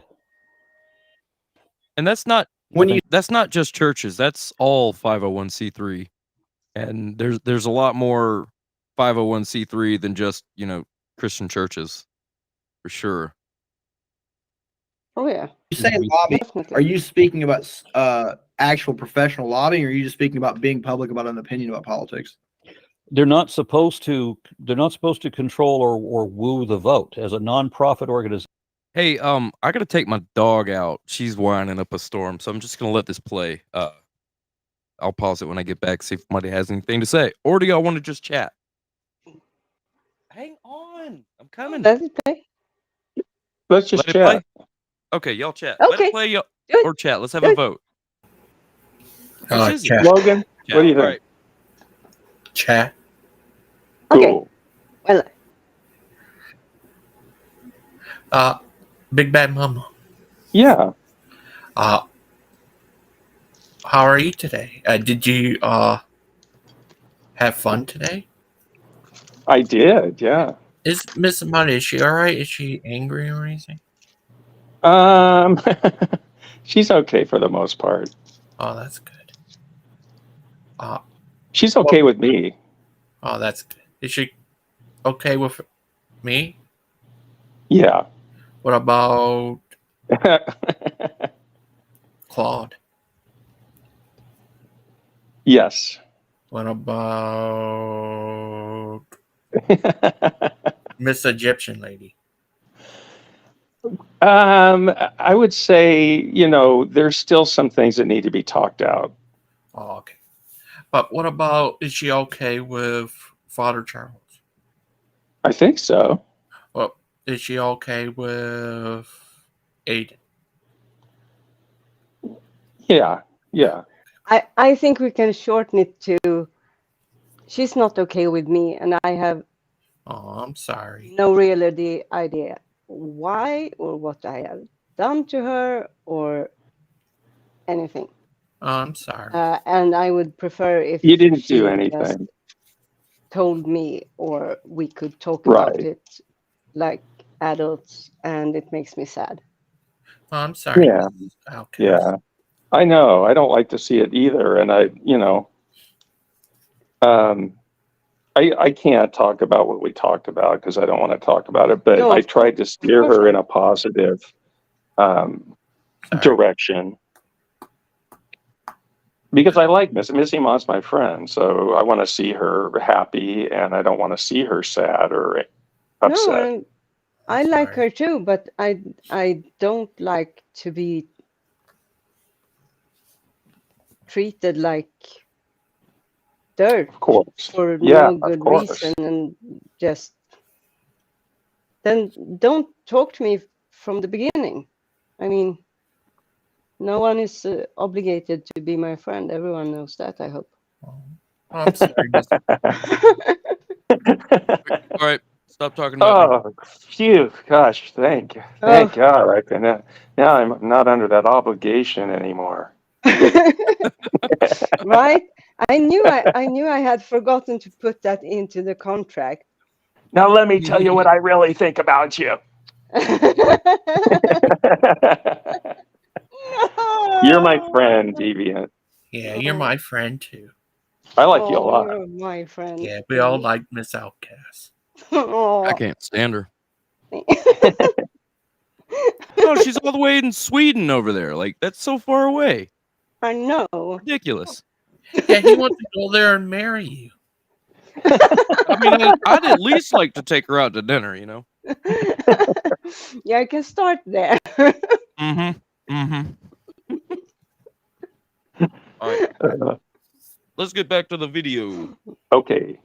You're not allowed to tell people who to vote for or what policies to support.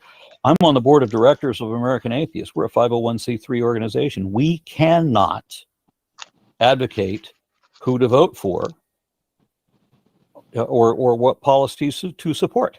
He did run for political office, didn't he?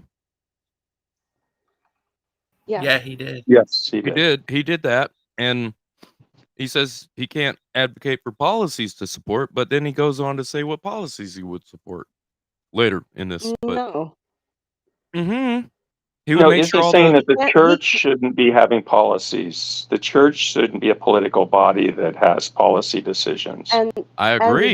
And he can't do it as he can do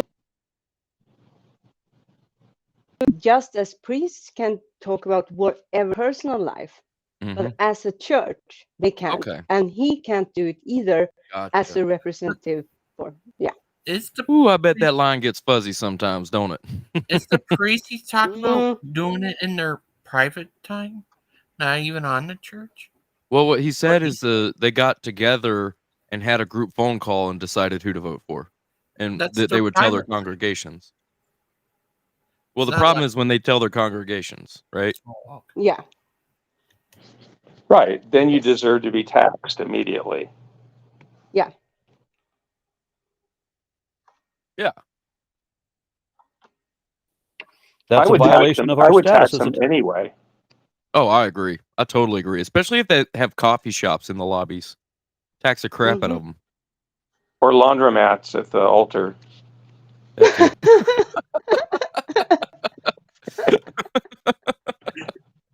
What kind of weird church have you been? But churches? Really? He goes to the Church of the Flying Spaghetti Monster, and the pasta gets all over the clothes, so they have to have washing machines. Exactly. So. The pasta goes, pasta fights. The pasta instead of parties the need communion, the washing machine. Instead of community laundry. go up to the altar. Instead of communion, it's community laundry. No, instead of communion, we throw pasta at each other. Right. That's awesome. With spaghetti sauce. I gave you my tape. I'm sorry. You keep taking my tape.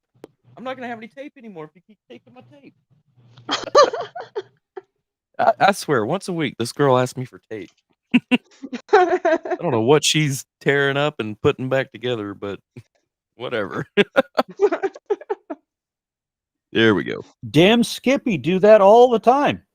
They have set up this thing where you don't ever get to look at the books for a church. You don't know how that money was spent.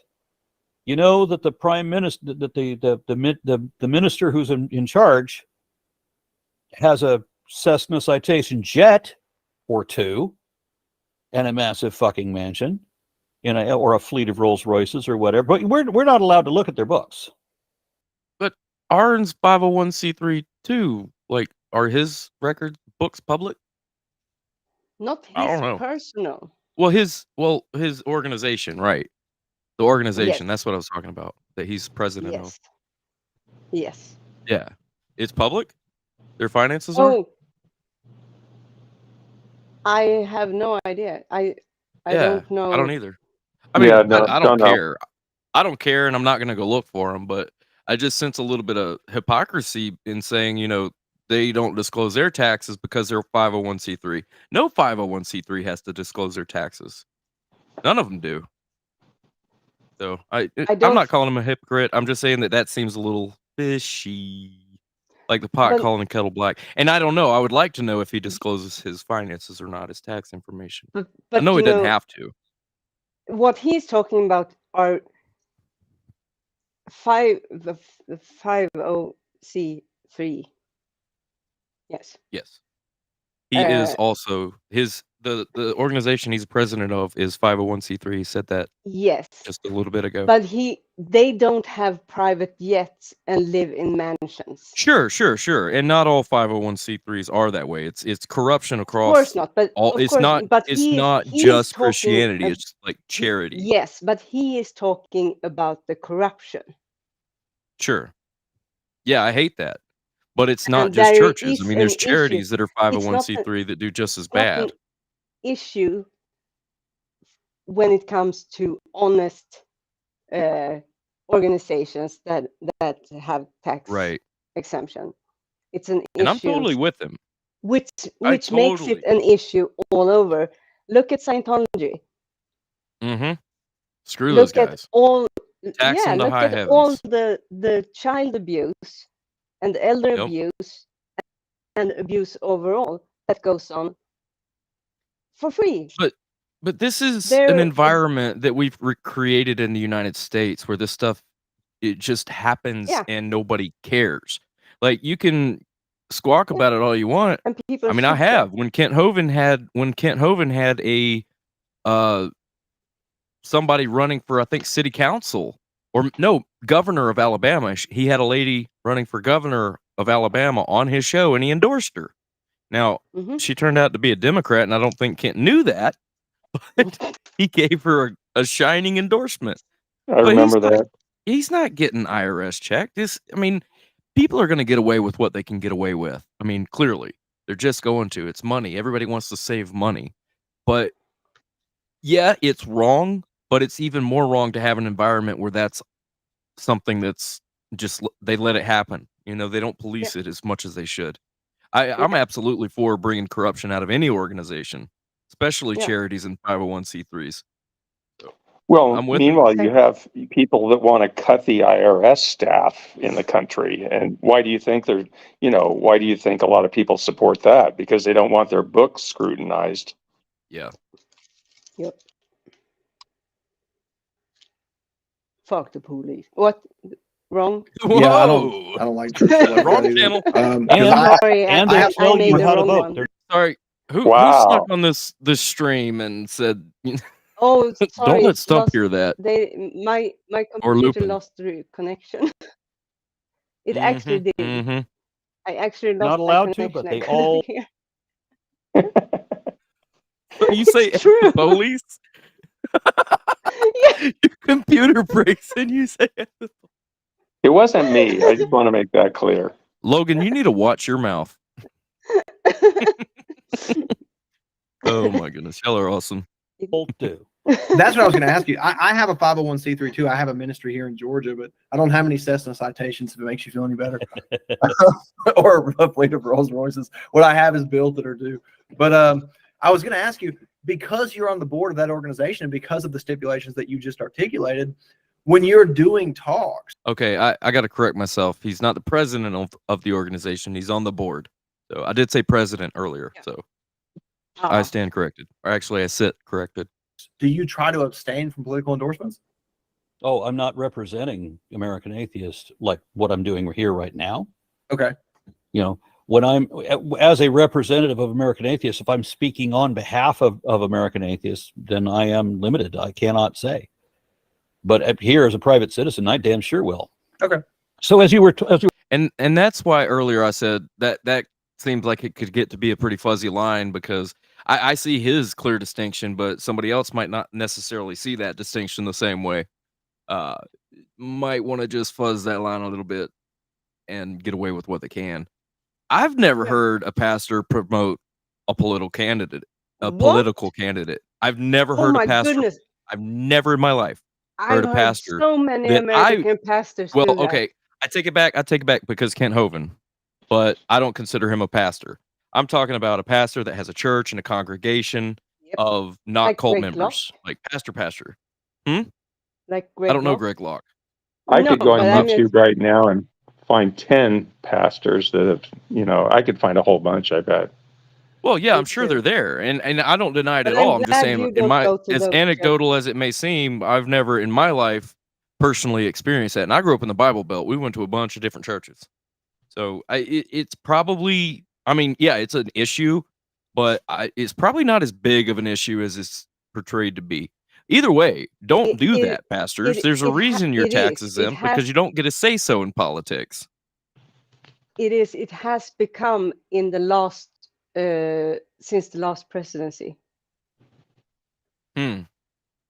Interesting. They also started paying college athletes for endorsements too. So, let freedom ring, baby. Yeah. You were pointing out.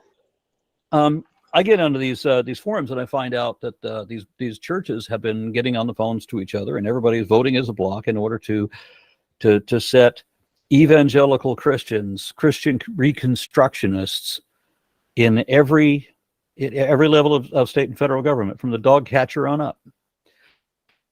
So the people that I was talking to at that time were bragging that they had already positioned certain senators and judges and school board members and so forth.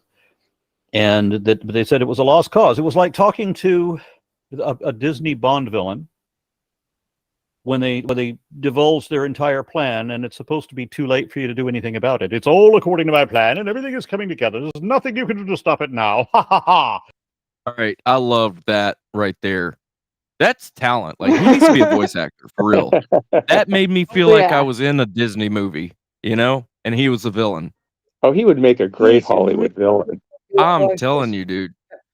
And yeah, like I really felt like it's like the entire atmosphere of this show changed for just a second. You're watching like a Disney movie with a super evil scientist. I love it. He looks like a Disney villain from one of those Disney movies. I've seen a character in there that looked just like him, and he also looked like that guy. Okay, the in Little Mermaid. Well, she's female, right? But Ursula. That's who Ursula. That's who Aaron reminds me of. I don't know, but he also. Do you see it? Do you see it? A little bit, maybe. He also looked like the guy from maybe DC Comics, Mark. I forgot his name. Lobo. Mr. Logo. Not Logo. Lobo. He looks just like him. He also have a bike too. He also reminds me a bit of the Undertaker. Also have long. Yes, definitely. Undertaker. And for sure. Undertaker is also from Texas and is a biker. Ooh, is Aaron Ra the Undertaker? I could see him in like a Rob Zombie horror movie. I have never seen Aaron Ra and the Undertaker in the same room together. And you ever heard of this one guy? He's a Saturday night host. I forgot his name. He also had long dark hair. I forgot his name. I'm drawing a blank. I used to watch SNL all the time too, before it got really bad. Old time horror movies every Saturday. He's a horror host. I forgot his name. He also looked like him. Oh, you weren't talking about SNL. Never mind. Yeah, he looks like a lot of people. Why is that? I think it's an aesthetic that he's going for, actually, with the long hair and the thin goatee, the tattoos, Totally, kind of yeah. the biker look. Yeah, I think He's he's a got an performer. aesthetic he's going for. He's Yeah, a performer. exactly. I mean, you just heard the devious laugh. Let's hear it again. When they divulge their entire plan, and it's supposed to be too late for you to do anything about it. It's all according to my plan, and everything is coming together. There's nothing you can do to stop it now. Ha ha ha! He took acting classes. I guarantee you, he took acting classes at some point in his life. That was just too good. That was too He pure. did, but he is really good at that, and I think he's. I know it's something that many people have said to him. Oh yeah, that he for should sure. do, and Nobody, I think that's he talent. might have actually at one point done something like it. I can't remember if it was an opportunity or someone offered it to him, or if he actually did it. Yeah, Might you be should hear him something read the interesting Book to of look into. Mormon. It's hilarious. Oh my goodness. Hmm I've read some of it, and it hurt my brain. It's okay. Logan, this isn't about that. Logan, are you talking about Svengoolie? Logan? Yes. Svengoolie? Yeah. That's He him. does look like him. Somebody's watching it again. That might be a good clip for a short. What? Aaron, love it when my plans coming together. Yeah, that's gonna be a good. That is a good one. Yeah. Yeah. You read my mind. That's where it was. That's And crazy.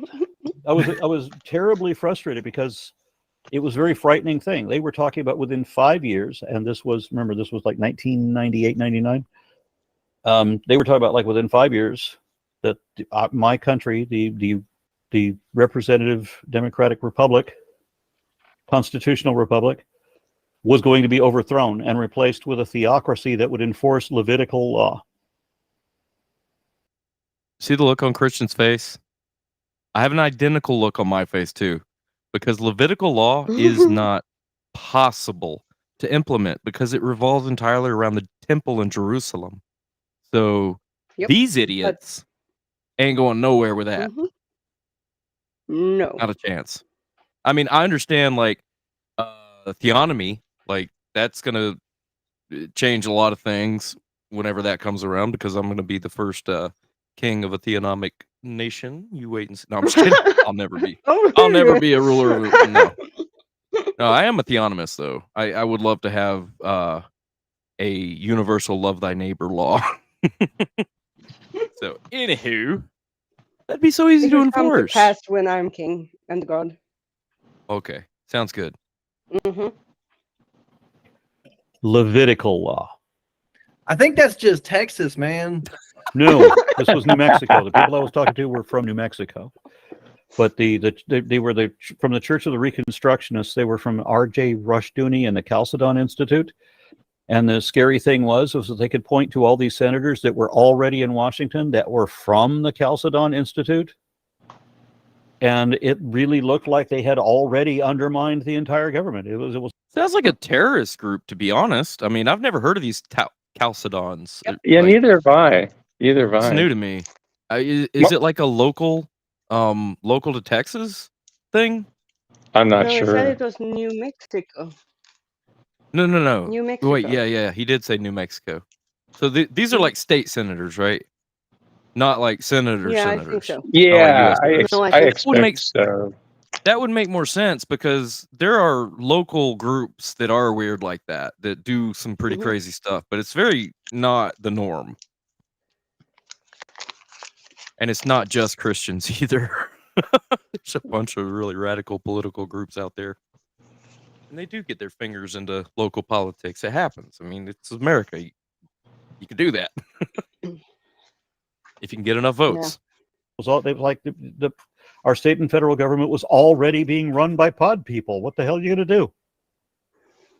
You know, I'm affiliated with numbers of, I mean, not like a ton, but, you know, some churches, different churches. I'm a minister. I speak at different churches, an evangelist. And none of the churches that I speak at or visit, to my knowledge anyways, certainly don't have private phone calls about who their people are going to vote for. I mean, that's not even a thing I've ever heard of. Okay. I trust that you're not implying that my motivation for doing this at Logan's many years ago didn't really happen. Okay. No, not I'm just shocked. We have a lot of people that do that kind of thing. I'm just shocked. Here in Dallas, we had a couple of churches, especially around the early 90s. Kenneth and Gloria Copeland, I'm sure you've heard of. T-Day Jakes, I've heard you've heard of. And Reverend Bobby Tilton was also based here in Dallas. Those are all and he raised horrible people. Tens of millions of dollars for an orphanage in Haiti that never existed. Never existed. So he got called into court for tax. All right, don't bring up Haiti unless you want to bring up Hillary Clinton, okay? There's a lot of money from the Clinton Foundation there, too. Haiti's a very corrupt place. Anybody that gets involved with Haiti is going to have some money in there.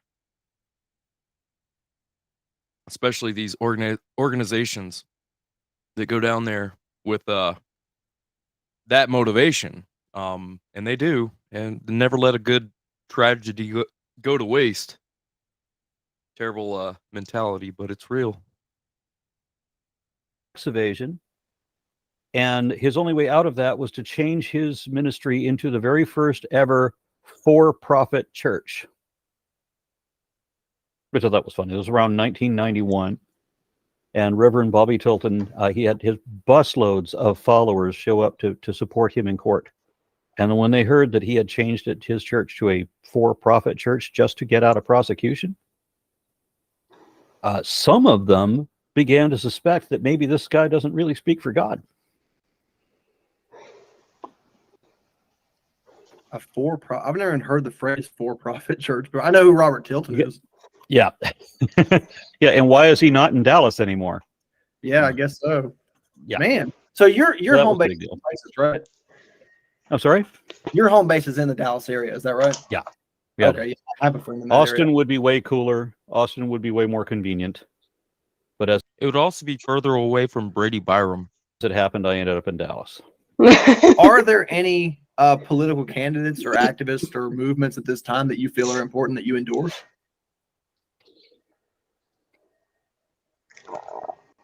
I'm going to have, if I were to try to endorse anybody, I'm going to have, problem one or two with almost anybody I could name. I tend to look at where we have common goals and common enemies, and I put aside differences after that. There are a handful of congressmen in Washington right now that I really like. And although I don't like to consider myself a Democrat, I had to register as a Democrat both to run and to vote. If you want to vote in the primary, you do not have to register as a Democrat or a Republican or anything to run. You can run as a write-in candidate. I mean, you probably won't win, but you can create your own political party. You don't have to. You don't have to register one way or another. Am I right? Or am I mistaken? Like, I could go. You're right. If I think the issue is if you want to win. Yeah, for sure, definitely, because we're a two-party. We're the two-party system our forefathers warned us about. Exactly, the two-party oligarchy. Right. Yeah. I hate that. You hate that. We all hate that. How do we fix it? Good. I'm so glad I'm among same hating friends. Mm-hmm. Unfortunately, it's been the right wing that's been more controlled by corporatism than the left wing, I would say, than the progressives. The progressives it goes back and forth. The progressives have recognized corporatism as a problem in government since, the 1950s or 1960s, whereas, only relatively recently have the right wing started to talk about it as a problem. Ronald Reagan was a and Joe Biden is too, but Ronald Reagan was a real corporatist, as was George Bush. Both George Bushes, but so was Clinton. Just keep on going down the line. Keep going down the line, but some more than others. I mean, those guys. Is there anyone who JFK hasn't was not been? JFK. No, JFK. but there's Jimmy there's Carter. some Jimmy people. Carter to a degree was not. He was a corporatist, but at least some of them not had. like. At least Not some of like- them had some idea of having a social safety net, whereas the candidates and presidents on the right, those were the first things they wanted cut. Grow the military, grow the defense budget, but cut welfare, cut Social Security. Those are always the things that they want to cut first. I hate that. I hate any money that goes towards military unless we absolutely need it. And Congress is supposed to be able to appropriate funds for the military, and then they just deal it out all willy nilly, and it pisses me off because that's a lot of money. A lot of money that we don't know where it's going to. They Well, a won't lot tell of us, it's and they never will. Yeah, exactly, Mark. A lot of it's corporate welfare, ultimately. Contracts for to build helicopters and $10,000 bolt. Right, exactly. Stupid. It's corporate. It's corporate welfare. Nobody minds paying soldiers to do their job or to pay them pensions or what have you after they get out of the service. But a lot of people have problems with the corporate welfare that goes along with the defense budget. And our defense budget is massively inflated. But anyway, I'm going off on it. Sure. I'm on my soapbox. I got to get off. No, I'm with you there. Trust me. We share the same soapbox right there. No doubt about it. You have to be one of the two big parties. And Can I there are stand behind you on the basic only. soapbox and dance? Just as a Please. supporter. What? Good. Oh, good. All right. Who farted? To register as a Democrat, both to run and to vote. If you want to vote in the primary, you have to be one of the two big parties. Who farted?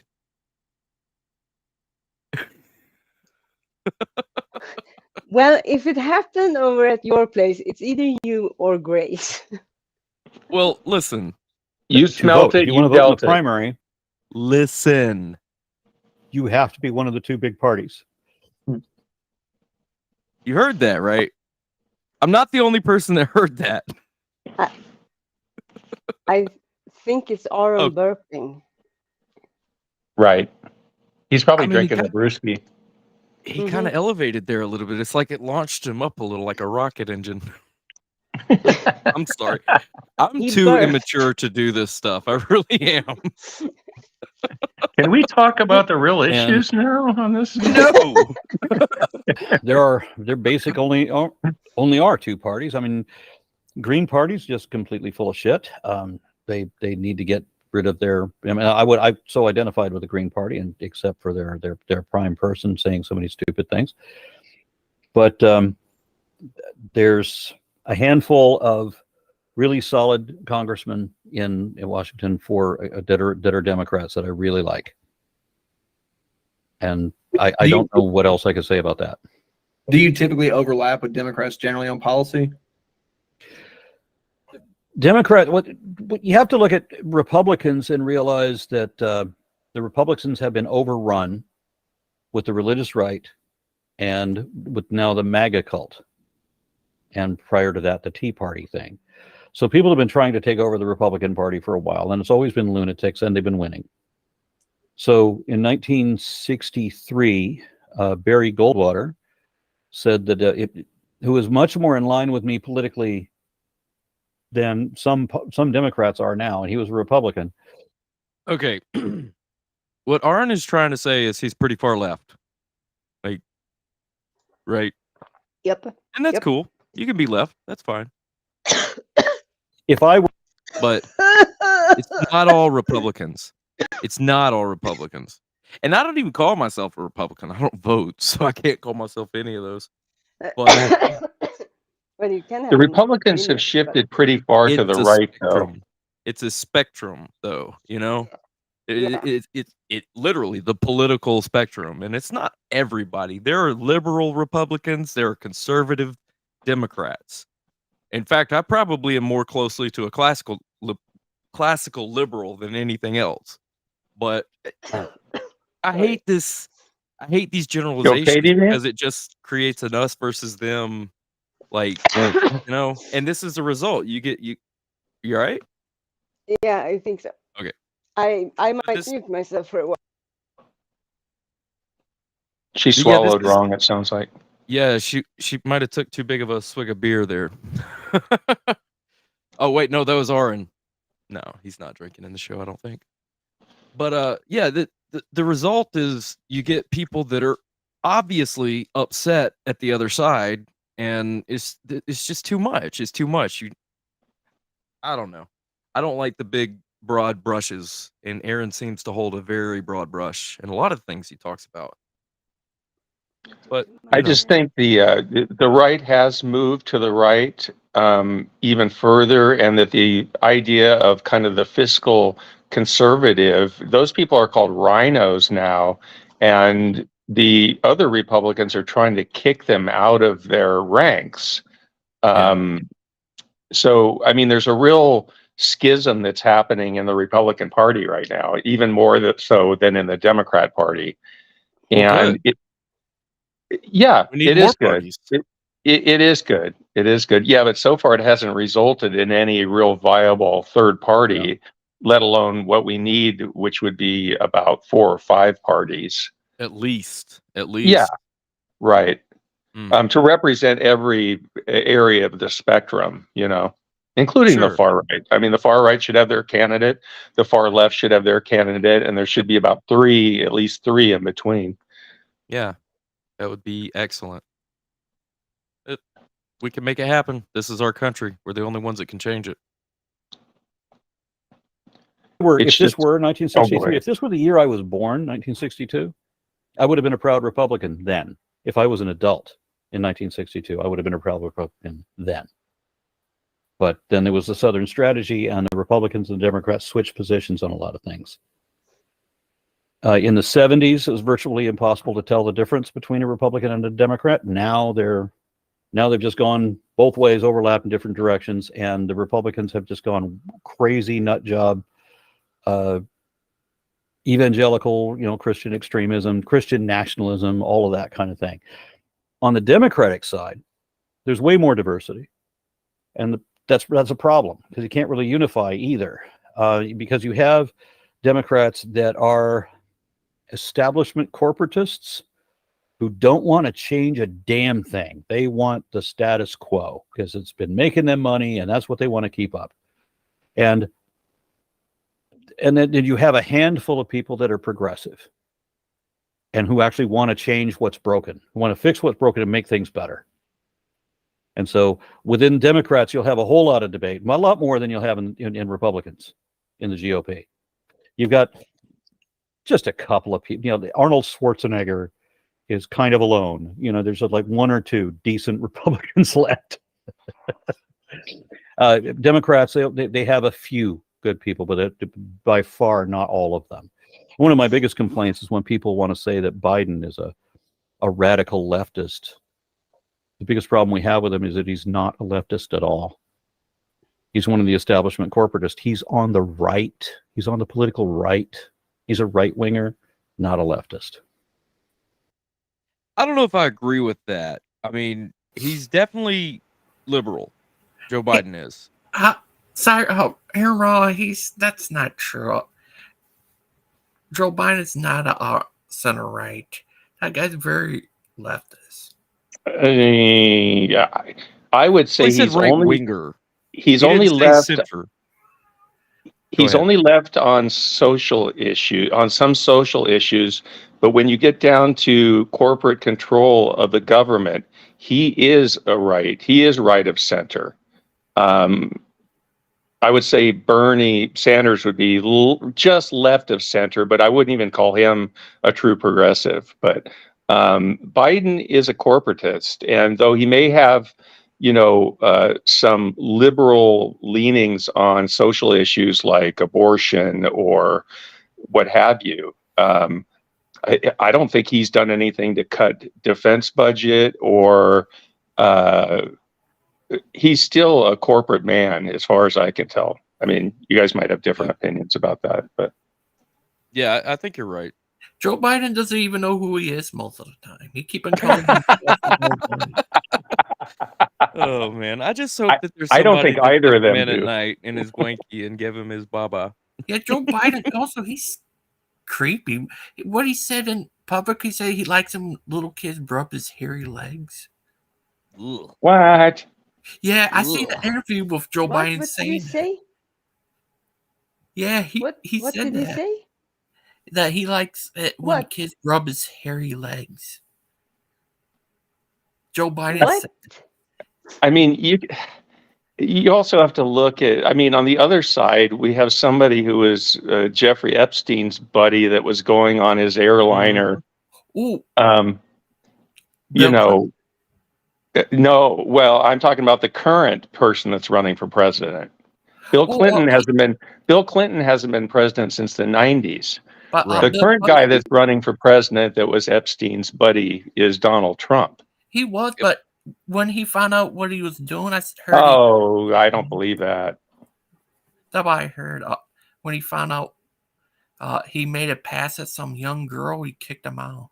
I don't believe it. But No. they did found a painting of Bill Trump Clinton. himself did that. Not kick When him Trump out. made a but- pass at a young girl, they kicked No, Trump out. No, they didn't kick Epstein him out. did. But I have a Trump hard time bragged about his- believing that Trump would have kicked someone out for hitting on a young girl when he himself has done that. He bragged about assaulting women. I mean, No, I heard about that. He was talking about with this. I forgot the guy's name, but he was talking about he was making out with a girl and she wanted him to touch her down there. oh my gosh. No, That's what He- Trump said. But I don't Yeah, believe anything he's- Donald Trump says. no, I seen it on video. he What? said Joe Biden. You see on what there. time it is? 2:15. That was my alarm. Oh. The quack, quack, quack, quack. Joe Biden Who- on their hand. Who joined Every us? day. Oh, Hi, Claude. Oh, hi, Claude. Joe Biden. I Joe think Claude hello. fandom. little kids up there. It's creepy. Yes, it's from my point of view as an outsider, it's hard to believe that the two choices for president are the best people in our old country. They're not. Right. Well, Like, They're but not. this is what the establishment gives us. yeah, terrible. And there is a political establishment. I'm not saying deep state, but there is a political establishment. Yeah. And they get what they want. Do you see why Joe Biden's up there? Where he touches little kids a lot up there is creepy. Sips their hair and when he touches them, it's creepy. Oh, Now, Logan, you know a lot of those are. You know how something could be taken out of context in speech. No, it wasn't speech. I can seen be him up too. there. Doing Okay, it. let me say They something can be about this. selectively edited. Joe I don't think he's Biden. that way. Joe Biden is a different generation than you are, Logan. Oh. And those people in that generation, they would touch kids and pat them on the shoulder and stuff and Yeah. pat them on the head. And, you know, it may look creepy to you now, and maybe it is, but you have to remember that he's 80 years old and that he's from 2 generations before you. And 80-year-old president. Oh my goodness. right, we shouldn't have an 80-year-old president, but I'm just saying he's from a different generation, and you can't really judge him by. I mean, you can, but I think you're being a little hard on him. He touches little girls on their chest. It looks like up there. I never saw that. Yeah, I've seen one but the with one, Richard Shelby, I think. No, not Shelby. It was one of the Alabama state senators, his daughter, and he did like get pretty ropey, and not like that, but his hand was not where it should have been. But he mainly not only do that to little girls, he mainly do it to older women. But he seems to. I looked like he pushed them in front of him, for he can seem to groom on them or something. It's creepy. Ugh. Yeah, it's a generational thing, Logan. It really is, and you got to understand that people are out there to make them look bad too. So they're going to selectively edit some stuff, and you take a picture of somebody's hand in motion, and it just stops in a certain place. And they can make it. They can say whatever they want. And you also got to remember the power of suggestion. Like someone suggests that a picture looks or represents a certain way, you're already primed to feel that way, and that's how propaganda works. They're very good at this stuff. I don't think Joe Biden's a creep. I think he's an old man that is handsy, but I don't think he means anything by it. I mean, that's my personal opinion. I don't feel comfortable looking at some of these pictures, but understand that there's propaganda and 2-generational gap there, at least. Sorry, it's just crazy. I've seen all kinds of crazy stuff with Joe Biden. He creeps me out. Well, I've seen all kinds of stuff with George Bush, Joe Biden, Bill Clinton, Donald Trump, Barack Obama. It's just what politics is, Logan. They're always slinging mud. They're always trying to make each other look terrible. I mean, that's what they do. You got to take it with a grain of salt. It's understanding that a lot of things you see aren't necessarily what meets the eye. Oh, sorry about that, Big Ben. I'm just saying who's. Oh, that's okay, Logan. You have your opinion. That's oh good. Yeah, for sure. It's fun to it's good to discuss these things. Yeah, I just told Joe Biden creeps me out. That's fine. A lot of people feel that way too. You're not alone. Yeah, all right, let's get back to, if y'all want to, the Aaron Ra. Yes. He's just better than the GOP, who are far right. I appreciate you going into that. That wasn't really my intention to go into politics, but I was just kind of curious where you stood on things. I assumed coming into it that you were sort of like socially liberal and fiscally conservative, but I think you might be shifted a little further to the left than I had imagined. Yeah, I look at things like government has a minimal responsibility to take care of its people, and Republicans understand that when it's military, but not in any other capacity. And I think that education is one thing that we should provide, a standardized education. I don't believe in the right-wing version of I got mine, fuck all y'all. All right. I don't like this dichotomy when the military is brought in, because both sides feed the military industrial complex. Military budget grows every year. Doesn't matter who's in office. It's kind of a false dichotomy in that sense, but yeah, I totally agree with the premise there. I don't like the fact that we spend as much as we do on military. It's ridiculous. There's much more necessary things that need to be accomplished than blowing other people up. Like brown people, for example. We don't need to be blowing up brown people. We haven't gotten to that part yet. But, pause. What would you say if I said a 1.5 minute break? Okay, I agree. To then go back to this. Sure. I'm also going to take a fresh air break, but then you will miss the break, the intermission. Oh, you want to show something? I thought you were implying that you had to go to the bathroom or something. No, I've already done that. Okay. Thanks for No, muting. I take my phone to the bathroom. I did definitely mute. I double checked. I mute. But let's see the miniatures. What happened? No, I'm sorry, it's not the miniatures. Oh, I know. Ranger. They come after. Okay.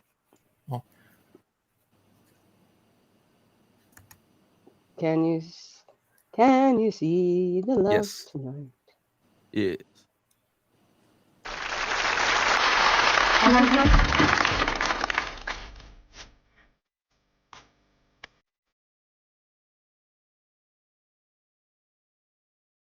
Hang on, DB. Let me pause that real quick.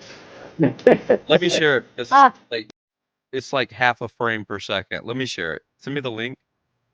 Or where's our? Do we have a private chat in this thing? Uh-huh. Side I chat. just have to dig out my desk or my keyboard. Okay. Yeah, it's Private like chat. a frame every 3 seconds. Aha. So, yeah, my internet will Yeah. probably do better. Yeah. I have noticed because my headphones in like the last half hour maybe or 45 minutes have been steadily going worse and worse and worse. But I'm doing pep talks, and we're gonna have a get to know each other meet up. There will be trust exercises. We will throw the ball to each other and say our names, and yeah.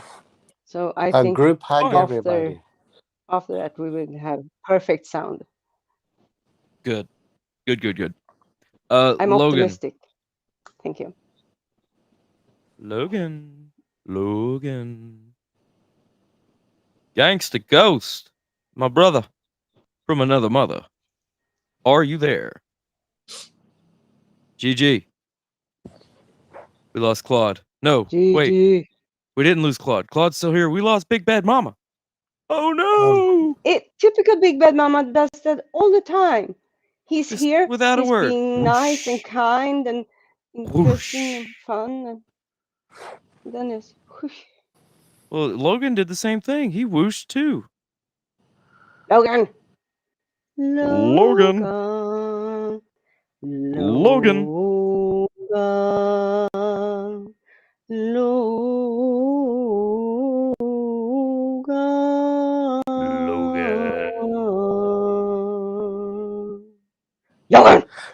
That's very nice chanting.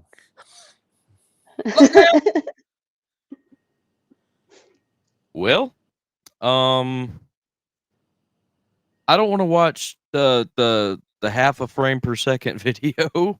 But all we you can't need to change do. it. We can't change it. Of course you can. Well, I mean, I'm trying to share, but I have to have Logan to do that. I'm stopped sharing. Oh, he's back. I didn't need No, Logan he's not. to share that. You didn't? Really? No. Yeah. Click the link. Then go back. Share screen. You were Puppet already show. sharing. What are you talking about? It's in Click the back. link. I did. Share the link. Go back to Restream. Click the share screen. Shows the tab. Yeah, but mine says stop screen sharing because my shared screen is already in the backstage, but it can't come to the front stage without Logan. He has to approve. It's not like my room. My room, anybody can share anything, which is dangerous because, yeah, they'll end up showing pictures of things. I mean, anatomy, of course, but it's like illustrated and everything. But it's definitely a penis and a vagina. Okay, who did? That happened on my show last night. Okay. No, they were trying to explain anatomy to me and how I had eggs, and I'm like, I don't have eggs. I don't have eggs. Maybe I did at some point way long ago before I even was birthed, but I don't have eggs. Logan. Because now I can't share either.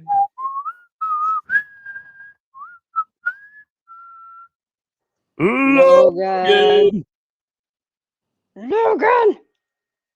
No. What's his call sign? I mean, we know how to get hold of Father Charles. Yeah, but Father Charles, you hum and he shows up. Right. I mean, it's like guaranteed, but that won't work if that won't work here. Even if we do the hum, because Logan would have to let him in. How do you summon the Logan? How do we get to? How do we call Logan? That's my question. No, humming won't work.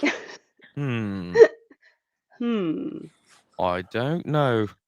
Oh, what if you fall into an alternate universe? Oh, I tell you what, I am going to jump into one of my alternate realities where I'm Logan's dad, and I'm going to tell him he better get back on the stream.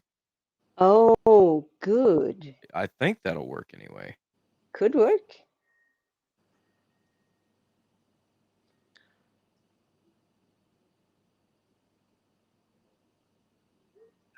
Logan, this is your father speaking. You need to return to your stream immediately. Yes. Look. No problem. You're a good son.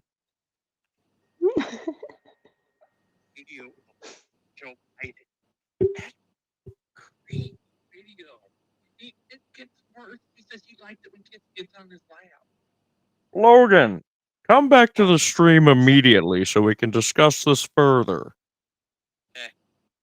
Goodbye, son. I think it worked. Did it work? Actually, that's stupid. Logan? Yeah. I just found the video. What? You found it? Share it, please. Oh, Well, actually, you know what? Here, I'll tell you what. Let me share what I have in the background first. Because we were already starting it. Okay. Deviants with Skippy, and then show yours. I do want to see it. Deviant, take yours down. How'd you get it back up there? No, it's not mine. What? It is. It was mine. How did that happen? He put just it back popped up. up there. Yeah. All right, now let me share mine, Logan. Or whatever. You do whatever. Kick me out if you want. Please don't. There it is. Sorry. Yeah, that's a little more clear.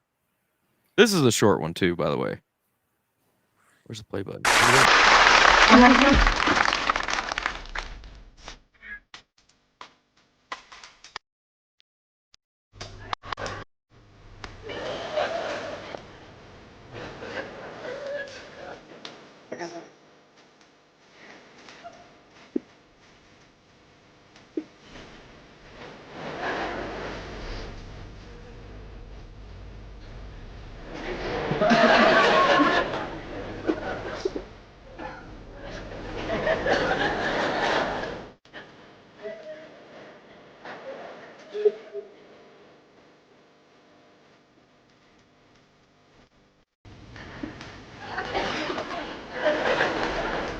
Ooh, she looked mad.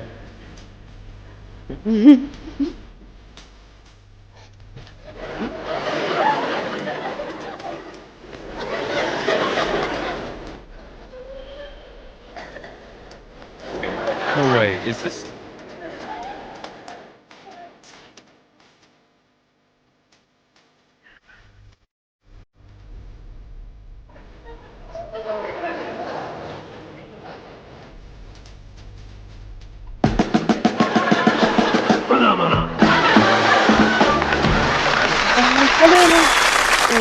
Oh, that was the one with Ken Bone. That was the one. That was the debate with Ken Bone in it. Ken Bone's my hero. I'm just kidding. He's not.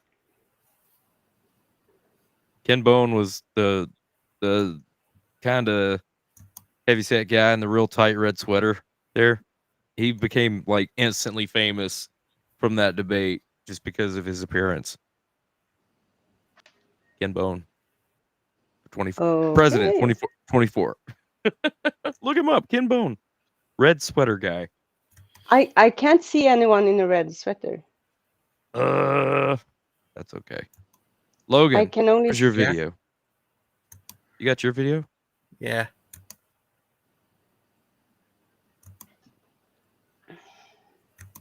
Can everybody be quiet for Corn just Pop, a minute? yes, You're on yes. TV, so you got to be quiet a little bit. Folks, Little look, I've received, because of the people of the state of Delaware, I've received an awful lot of wonderful honors all my career. The greatest honor was serving you for so long. But this does mean more to me than anything that's happened. My daughter Ashley's with me, My daughter Ashley, first job down here at Kingswood out of school. She runs, she's a social worker. Anyway, Bo is associated here. Anyway, the point I want to make is I owe you all. I owe this neighborhood. I learned so much. I was a kid from suburbia. I lived out in Mayfield in a split-level home with my grandpop living with us and in a 3-bedroom home with 4 kids, my grandpop. And folks, when it's a whole 100 years ago, but I was a senior in high school, and Przicki turned out to be a great athlete at the University of Delaware, but I was runner-up the state scoring championship here in football. I wasn't bad either. And but I wanted to get more involved. And I realized I lived in a neighborhood where I'd turn on the television and I'd see and listen to Dr. King and others. But I didn't know any black people. No, I really didn't. You didn't know any white people either. That's the truth. So I wanted to work here. And there's my daughter, Ashley. Come on up here, Ash. And so what I did was I came down and I applied to the city of Wilmington for a job. And I was the only white employee here. And I learned so much. I learned that folks that I work with, like Spencer Henry and Lafayette Jackson and a whole range of people, Jamie Rolls, a lot of great people who were my fellow lifeguards. There were 13 of us. I learned that they treated me as an equal. We used to go in what was not as modern as that. We used to go in the key room at lunchtime after a free swim and sit on the floor because it was nice and cool. And remember Boom Boom Cannon and a few other guys that worked here as well. And we'd sit there and we'd talk and they'd ask me questions because I really was the only white guy they really knew. And they'd ask me questions about everything, I mean, things that just startled me. I remember one time, I won't mention which lifeguard, said, "Do I have a jerry can, a 5-gallon can for gasoline?" And I said, "No, I don't." I said, "But what do you need it for?" He said, we're going down to see my grandmama in North Carolina. We can't stop at most gas stations. They won't let us stop at most gas stations.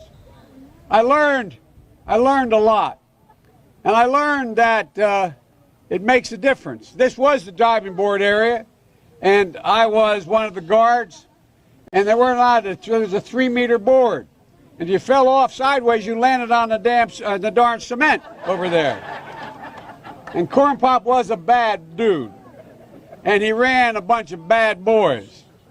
And I did, and back in those days, to show how things have changed, one of the things you had to use, if you used pomade in your hair, you had to wear a bathing cap. And so he was up on the board, wouldn't listen to me. I said, "Hey, Esther, you, off the board, or I'll come up and drag you off."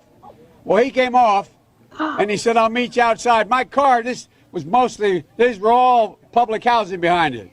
My car, there was a gate out here. I parked my car outside the gate. And he said, "I'll be waiting for you." He was waiting for 3 guys in straight razors. Not a joke. There was a guy named Bill Wright, Mouse, the only white guy, and he did all the pools. He was the mechanic. And I said, "What am I going to do?" He said, "Come down here in the basement where all the pool filter is. You know the chain, there used to be a chain that went across the deep end. And he cut off a 6-foot length of chain. He folded up, he said, "You walk out with that chain. And you walk to the car and say, 'You may cut me, man, but I'm going to wrap this chain around your head.'" I said, "You kidding me?" He said, "No, if you don't come back." And he was right. So I walked out with the chain. And I walked up to my car. And they had, in those days, you used to remember the straight razor. You'd bang them on the curb, get them rusty, put them in a rain barrel, get them rusty. And I looked at him, but I was smart then. I said, "First of all," I said, "when I tell you to get off the board, you get off the board, and I'll kick you out again, but I shouldn't have called you Esther Williams. I apologize for that. I apologize, but I didn't know that apology was going to work." He said, "You apologize to me?" I said, "I apologize for that, not for throwing you out, but I apologize for what I said." He said, "Okay," closed the straight razor, and my heart began to beat again. I came down here because I remember the first bumper sticker I saw that made me aware when I was in law school. Proudly for Holloway. Proudly for your dad. First African-American state senator in the state of Delaware. Everything about. And by the way, you know, I sit on the stand and it get hot. I got hairy legs that turn blonde in the sun. And the kids used to come up and reach in the pool and rub my leg down so it was straight, and then watch the hair come back up again. They'd look at it. So I learned about roaches. I learned about kids jumping on my lap. And I've loved kids jumping on my lap. And I tell you what, the men, they're now all men, the guys I work with down here, and they're all guys at the time, they're all good men. Most of them made an awful lot of themselves. And Earl Larkin had a rough time. And some of you knew Earl. I came back as a public defender. I came back to Delaware and I got a fancy job with the oldest law firm in the state. But the city was burning. It was burning down here. And I couldn't do it. So I quit and became a public defender. And the first trial I had, I walked into court as a public defender with another guy named Eddie Sobosinski, a defender. I'd only been admitted to the bar 1 week. And Earl Larkin was in chains around his ankles and on his wrist, and they were chained together, so on a belt. And he said, "Who's going to try the Larkin case?" I just got started. And he was aptly named as.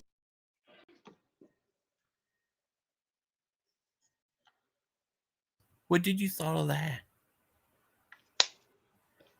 Well, I mean, it was creepy. Not really. I mean, he liked it when little kids rub his hairy legs. No. That's not what he said. He told this story because he was around these